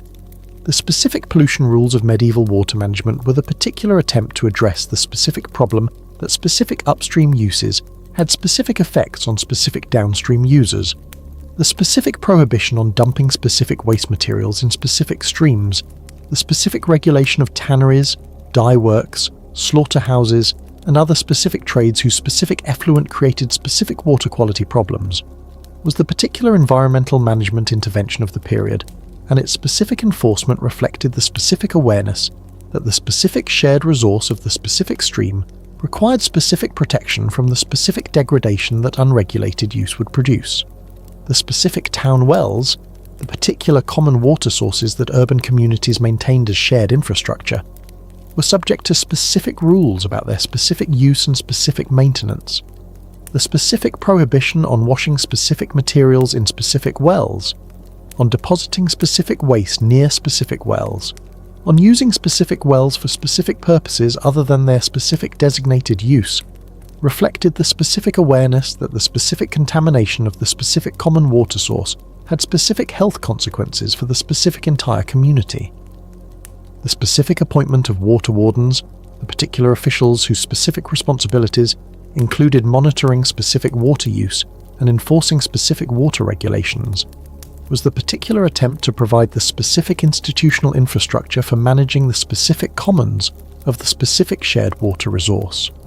Their specific duties included the specific inspection of specific mill dams, the specific verification of specific water rights, and the specific investigation of specific complaints about specific unauthorized water use. Chapter 20. The Rules of Noise. The surprisingly sophisticated medieval approach to sound pollution. Medieval towns were loud. This is a specific, important fact that the romantic image of the medieval town, the specific stillness of the illuminated manuscript's depicted street, the particular quiet of the museum reconstruction, consistently fails to convey. The specific medieval town was the town of the blacksmith's hammer, the butcher's cleaver, the miller's grinding stones, the church bells ringing the specific hours and the specific occasions, and the specific alarms that punctuated the specific day, with the specific acoustic energy of a community managing its collective life through the specific medium of sound. In an environment without the specific background noise of the modern city, without the specific constant hum of engines, the specific white noise of ventilation systems, the specific electronic sounds of the modern environment, specific individual sounds were more audible and more intrusive than modern people can easily imagine. The specific hammer of the specific blacksmith at the specific hour of the specific morning was not masked by the specific ambient noise of the specific modern street. It was the specific dominant sound of the specific street it was on, audible at specific distances that the specific absence of competing noise allowed. Medieval communities developed specific rules about noise, about who could make what specific sounds in what specific places at what specific times, that were the particular attempt to manage the specific competing interests of the specific people who needed to sleep, to conduct business, to worship, to communicate, and to work, all in the specific confined acoustic space of the specific medieval town. The specific time restrictions on noisy trades were among the most consistently documented medieval noise regulations. The specific prohibition on the specific blacksmith operating before a specific hour in the morning, a prohibition that appears in specific London regulations and in specific town ordinances across medieval Europe, was the particular acknowledgement that the specific noise of heavy metalworking at specific early morning hours was the specific intrusion on the specific sleep of the specific neighbours that the specific regulatory intervention was designed to prevent. The specific location restrictions on noisy trades were another dimension of medieval noise management. The specific zoning of specific trades, to specific areas of specific towns, the particular clustering of specific noisy industries, metalworking, bell founding, coopering, in specific peripheral areas away from the specific residential cores, was the particular attempt to separate the specific noise of production from the specific quiet required for the specific residential and commercial activities of the specific town centre. The specific regulations about using specific public spaces for specific activities at specific hours reflected the particular awareness that the specific shared acoustic environment of the specific street was a specific common resource that different users had specific competing claims on. The specific prohibition on specific loud activities in specific streets near specific hospitals or specific religious establishments during specific hours was the particular attempt to protect the specific acoustic environment of the specific sensitive use from the specific disruption that the specific competing activity would produce. The specific rules about shouting in specific streets, the particular prohibitions on the specific conduct of specific arguments, the specific crying of specific wares in specific ways at specific times, reflected the specific awareness that the specific acoustic environment of the specific medieval street was itself a specific communication medium that the specific community used for the specific dissemination of specific information, the specific town crier reading specific proclamations, the specific warning shout of the specific fire alarm, the specific call to arms of the specific civic emergency, and that the specific interference with this specific communication medium was the specific harm that the specific regulation was designed to prevent. The specific church bell was the specific dominant acoustic instrument of the medieval town, and the specific rules governing its specific use reflected the specific importance of the specific sounds it made in the specific communication system of the specific community. The specific bells that marked the specific canonical hours, the specific bells that announced the specific services, the specific bells that rang for specific civic occasions, the specific bells that served as the specific fire alarm and the specific general alarm. Each specific use was governed by specific conventions about when and how the specific bell was rung, how the specific community was expected to respond, and what the specific pattern of ringing communicated.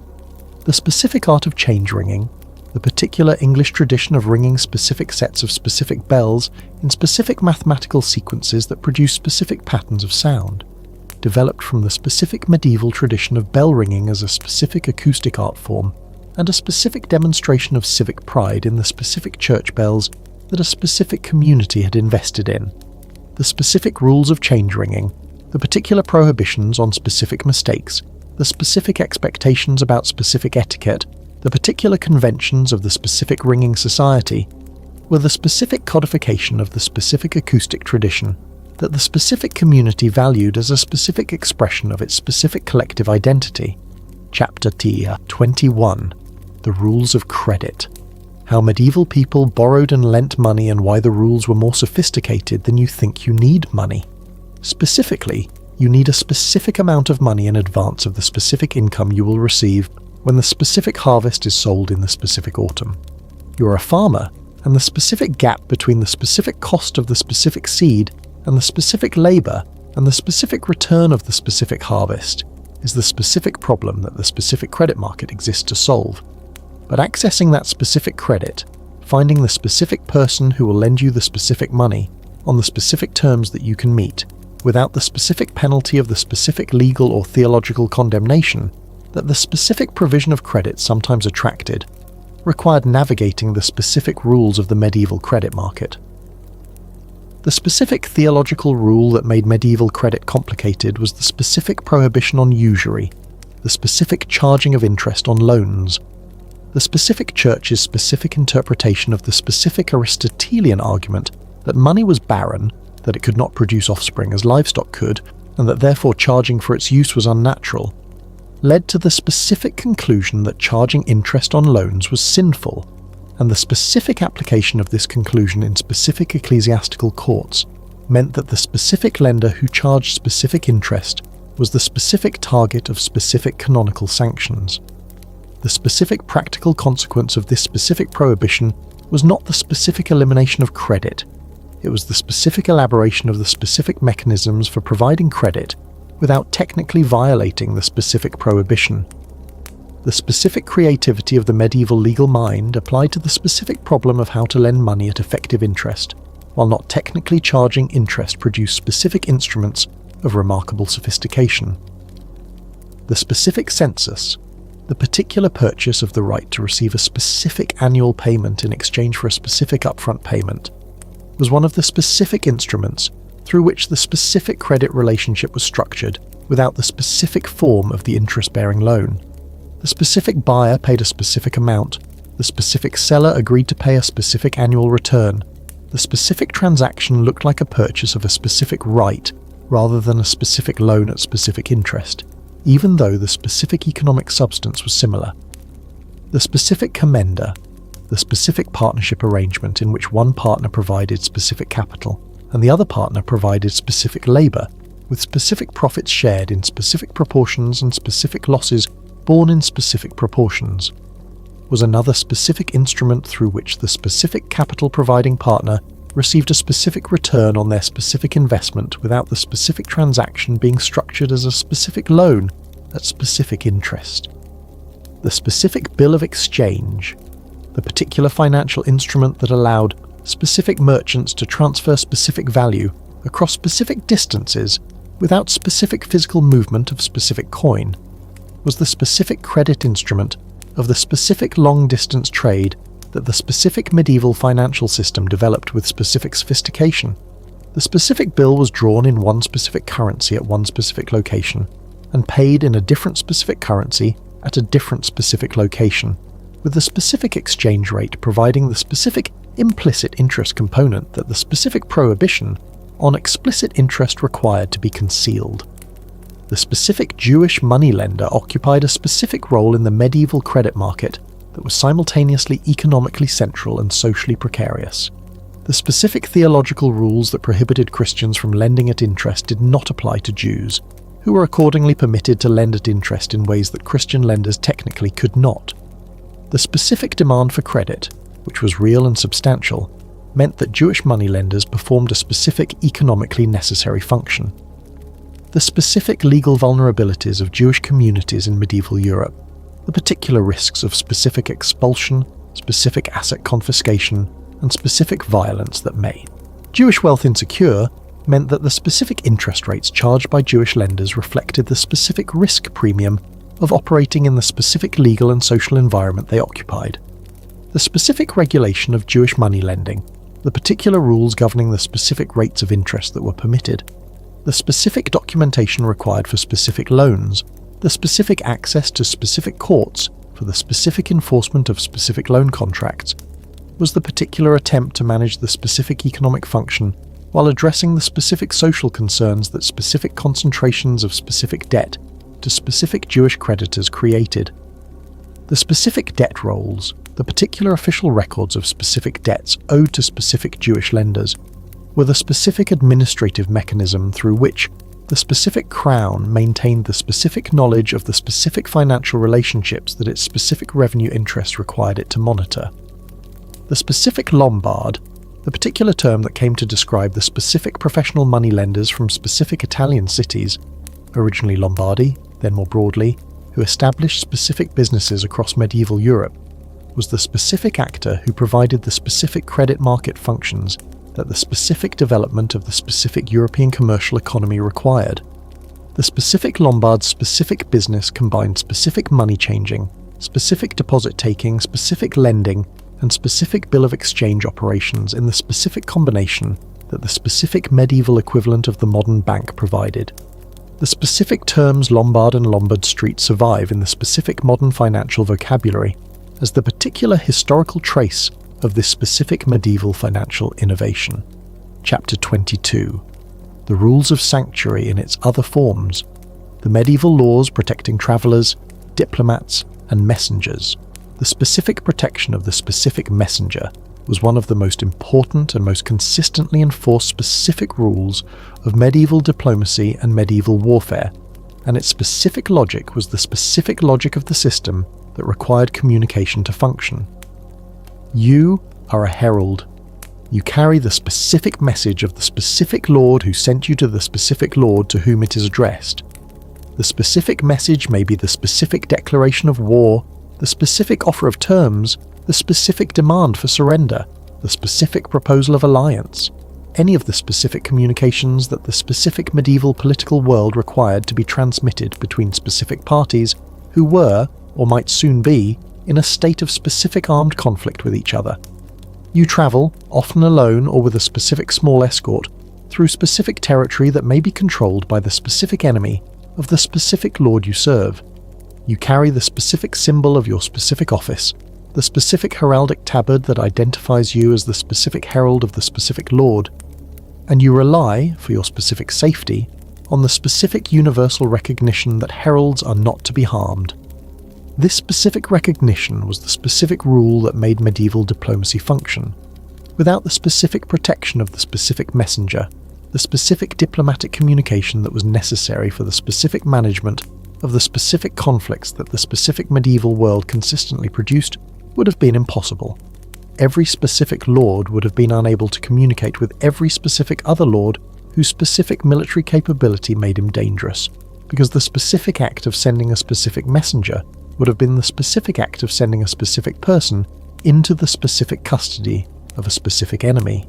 The specific law of nations, the particular body of rules that govern the specific relations between specific sovereign entities, which the medieval world developed through the specific accumulation of specific custom and specific theological argument, included the specific protection of specific heralds and specific messengers as one of its particular core provisions. The specific violation of a herald, the particular killing or harming of the specific messenger, whose specific protected status was the specific foundation of the specific diplomatic system, was not merely a specific illegal act, but a specific violation of the specific natural law that the specific medieval theological tradition understood as binding on all specific rulers. The specific protection of diplomats in the specific context of the specific medieval urban world was the particular extension of this specific logic to the specific conditions of specific city-state diplomacy. The specific Venetian ambassador to the specific Ottoman court travelled under the specific understanding that their specific person was protected by the specific custom that the specific diplomatic mission operated within, and that the specific harm to the specific diplomat would have specific consequences that went beyond the specific individual harm to the specific diplomatic relationship between the specific entities involved.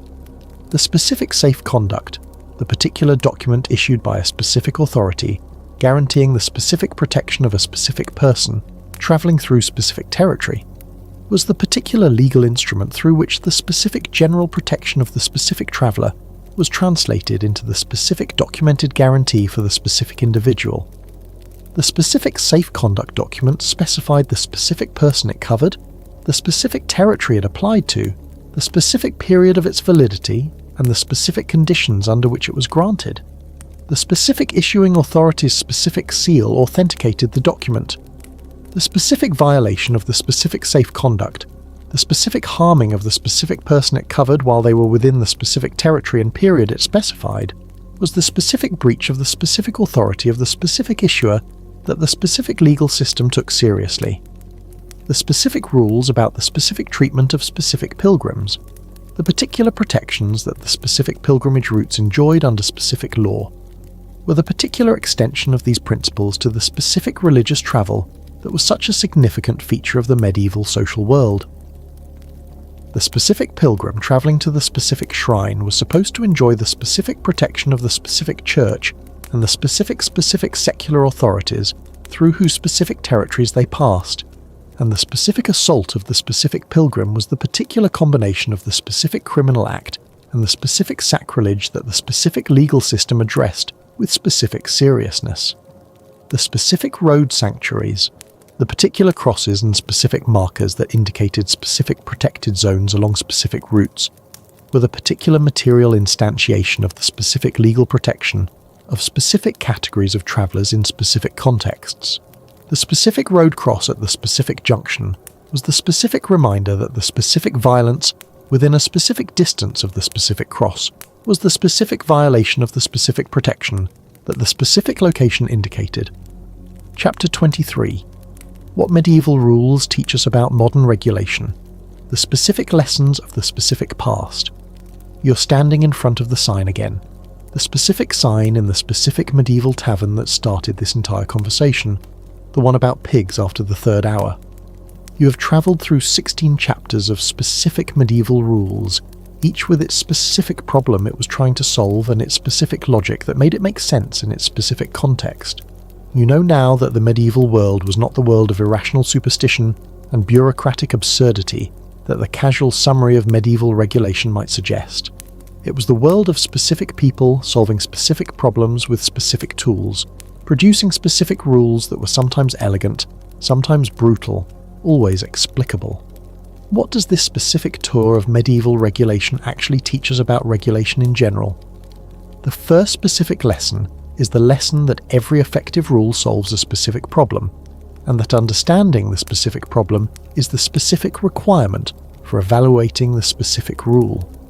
The specific sumptuary law that seems like pure snobbery is the specific visual identification system of the world without modern ID. The specific curfew that seems like pure restriction is the specific fire safety measure of the world built of wood. The specific trial by ordeal that seems like pure superstition is the specific social consensus mechanism of the world without professional forensics. When you identify the specific problem, the specific solution stops seeming absurd and starts seeming like what it was, the specific best available response to the specific available options. The second specific lesson is the lesson that every rule has specific unintended consequences, and that the specific unintended consequences are often as significant as the specific intended effects. The specific forest law that preserved specific woodland also created specific resentment that fed specific political instability. The specific guild system that maintained specific quality also created specific monopolistic barriers that retarded specific economic development. The specific sanctuary rule that protected specific innocent people also provided specific cover for specific guilty ones. Understanding the specific full effect of a specific rule requires looking past the specific stated intent to the specific actual operation in the specific real world. The third specific lesson is the lesson that specific rules reflect specific values, and that the specific values of the specific period are visible in the specific rules even when the specific problems they are solving are identical to our own. The specific medieval rule about specific fire management and the specific modern rule about specific fire management are both addressing the same specific problem. But the specific form of the medieval rule, the specific community obligation rather than the specific professional service, the specific public shaming rather than the specific administrative fine, reflects the specific values and the specific institutional capacity of the specific period in ways that reveal the specific cultural context as clearly as any specific text. The fourth specific lesson, and perhaps the most important for the specific project of understanding the specific present through the specific past, is the lesson that the specific absence of specific tools is not the same as the specific absence of specific intelligence. The medieval people who designed the specific assize of bread and ale did not have the specific modern knowledge of food safety microbiology, the specific modern measurement technologies, or the specific modern administrative infrastructure of the specific modern food standards agency. But they had the specific insight that specific basic foods required specific regulation to protect specific vulnerable consumers from the specific market power of specific sellers. The specific mechanism they used, the specific correlation table, the specific public weighing, the specific public shaming punishment, was specific to their specific context. The specific insight was not the specific regulatory problems of the modern world, the specific challenge of managing the specific shared resource of the specific atmosphere, the specific challenge of ensuring the specific quality of the specific food in the specific global supply chain, the specific challenge of managing the specific information environment that the specific internet has created, are specific problems that the specific medieval world did not face in their specific modern forms. But the specific underlying structure of the problem is often specific and familiar.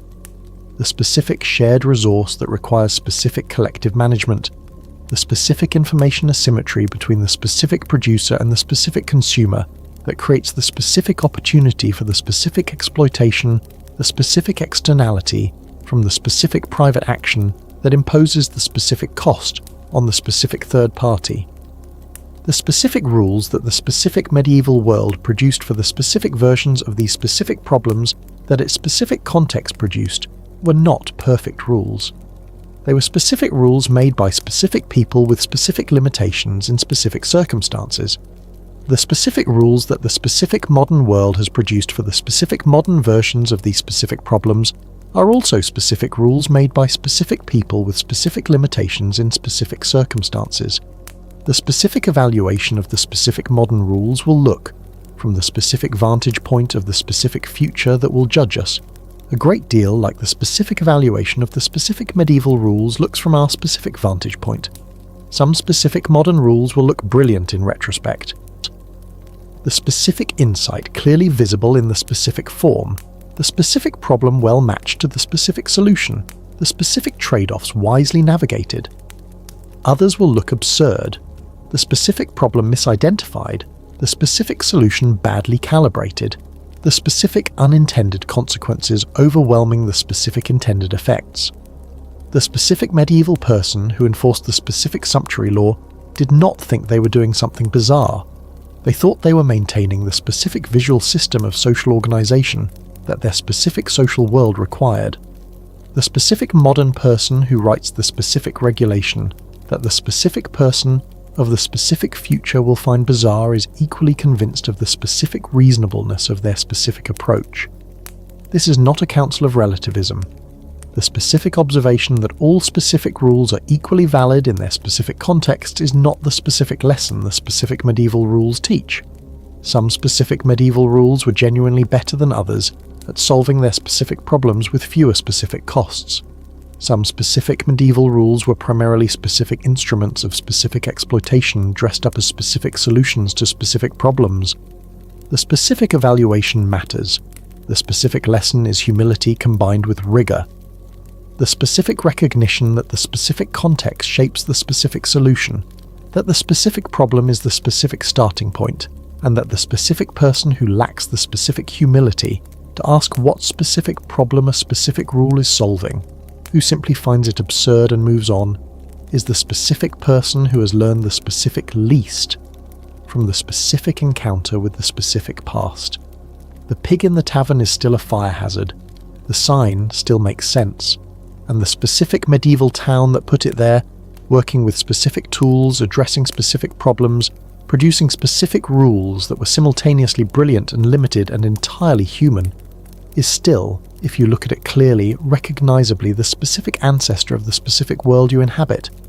The specific problems are not so different. The specific intelligence is not so different. The specific distance between them and us is not so different as the specific comfortable myth of the specific modern superiority sometimes suggests. That is what the specific pig sign has been trying to tell you all along. Conclusion. What medieval rules tell us about ourselves. We have spent a substantial amount of time inside the specific legal and regulatory world of medieval Europe, and I hope that what has emerged is something more interesting than a catalogue of peculiar historical regulations. The medieval rules we have examined, the sumptuary laws about clothing, the assize of bread and ale, the curfew, the guild regulations, the sanctuary rules, the trial by ordeal, the forest laws, the tournament regulations, the leper rules, the hospitality obligations, the primogeniture system, the arms regulations, the fasting rules, the road rules, and the women's property regulations were not the products of minds that were fundamentally different from ours. They were the products of minds grappling with genuinely difficult problems, using the specific tools available to them in the specific circumstances of their time. What those circumstances shared was a specific absence, the absence of the specific institutional infrastructure that modern societies use to solve coordination problems. No professional police force, no reliable written records accessible to most people, no scientific understanding of disease transmission, no standardized measurement systems enforced through central authority, no instant communication, no professional bureaucracy with specific technical expertise, no modern financial system that made specific economic transactions predictable and enforceable. In the absence of these specific tools, medieval people invented specific solutions that were sometimes brilliant, sometimes brutal, sometimes ineffective, and frequently all three simultaneously. The specific curfew was brilliant fire safety management that also became a tool of social control. The specific guild system was sophisticated quality assurance that also became monopolistic rent-seeking. The specific forest law was genuine conservation that was also genuine royal exploitation. The specific leper regulations were genuine public health management that was also genuine social stigmatization. The complexity of these rules, the specific ways in which the same regulation could serve legitimate purposes and cause genuine harm simultaneously, is not a peculiarly medieval phenomenon. It is the specific nature of all law in all periods, an attempt to solve specific real problems that inevitably create specific new problems, balanced by the particular people in the particular circumstances of their time with the particular tools available to them. Medieval people were not stupid. They were constrained, and understanding the specific constraints they were working within, the specific problems they were trying to solve, the specific tools they had available, the specific trade-offs they were navigating, produces a much more interesting and much more honest picture of the medieval world than the simple, people were backward and superstitious narrative that popular history too often settles for.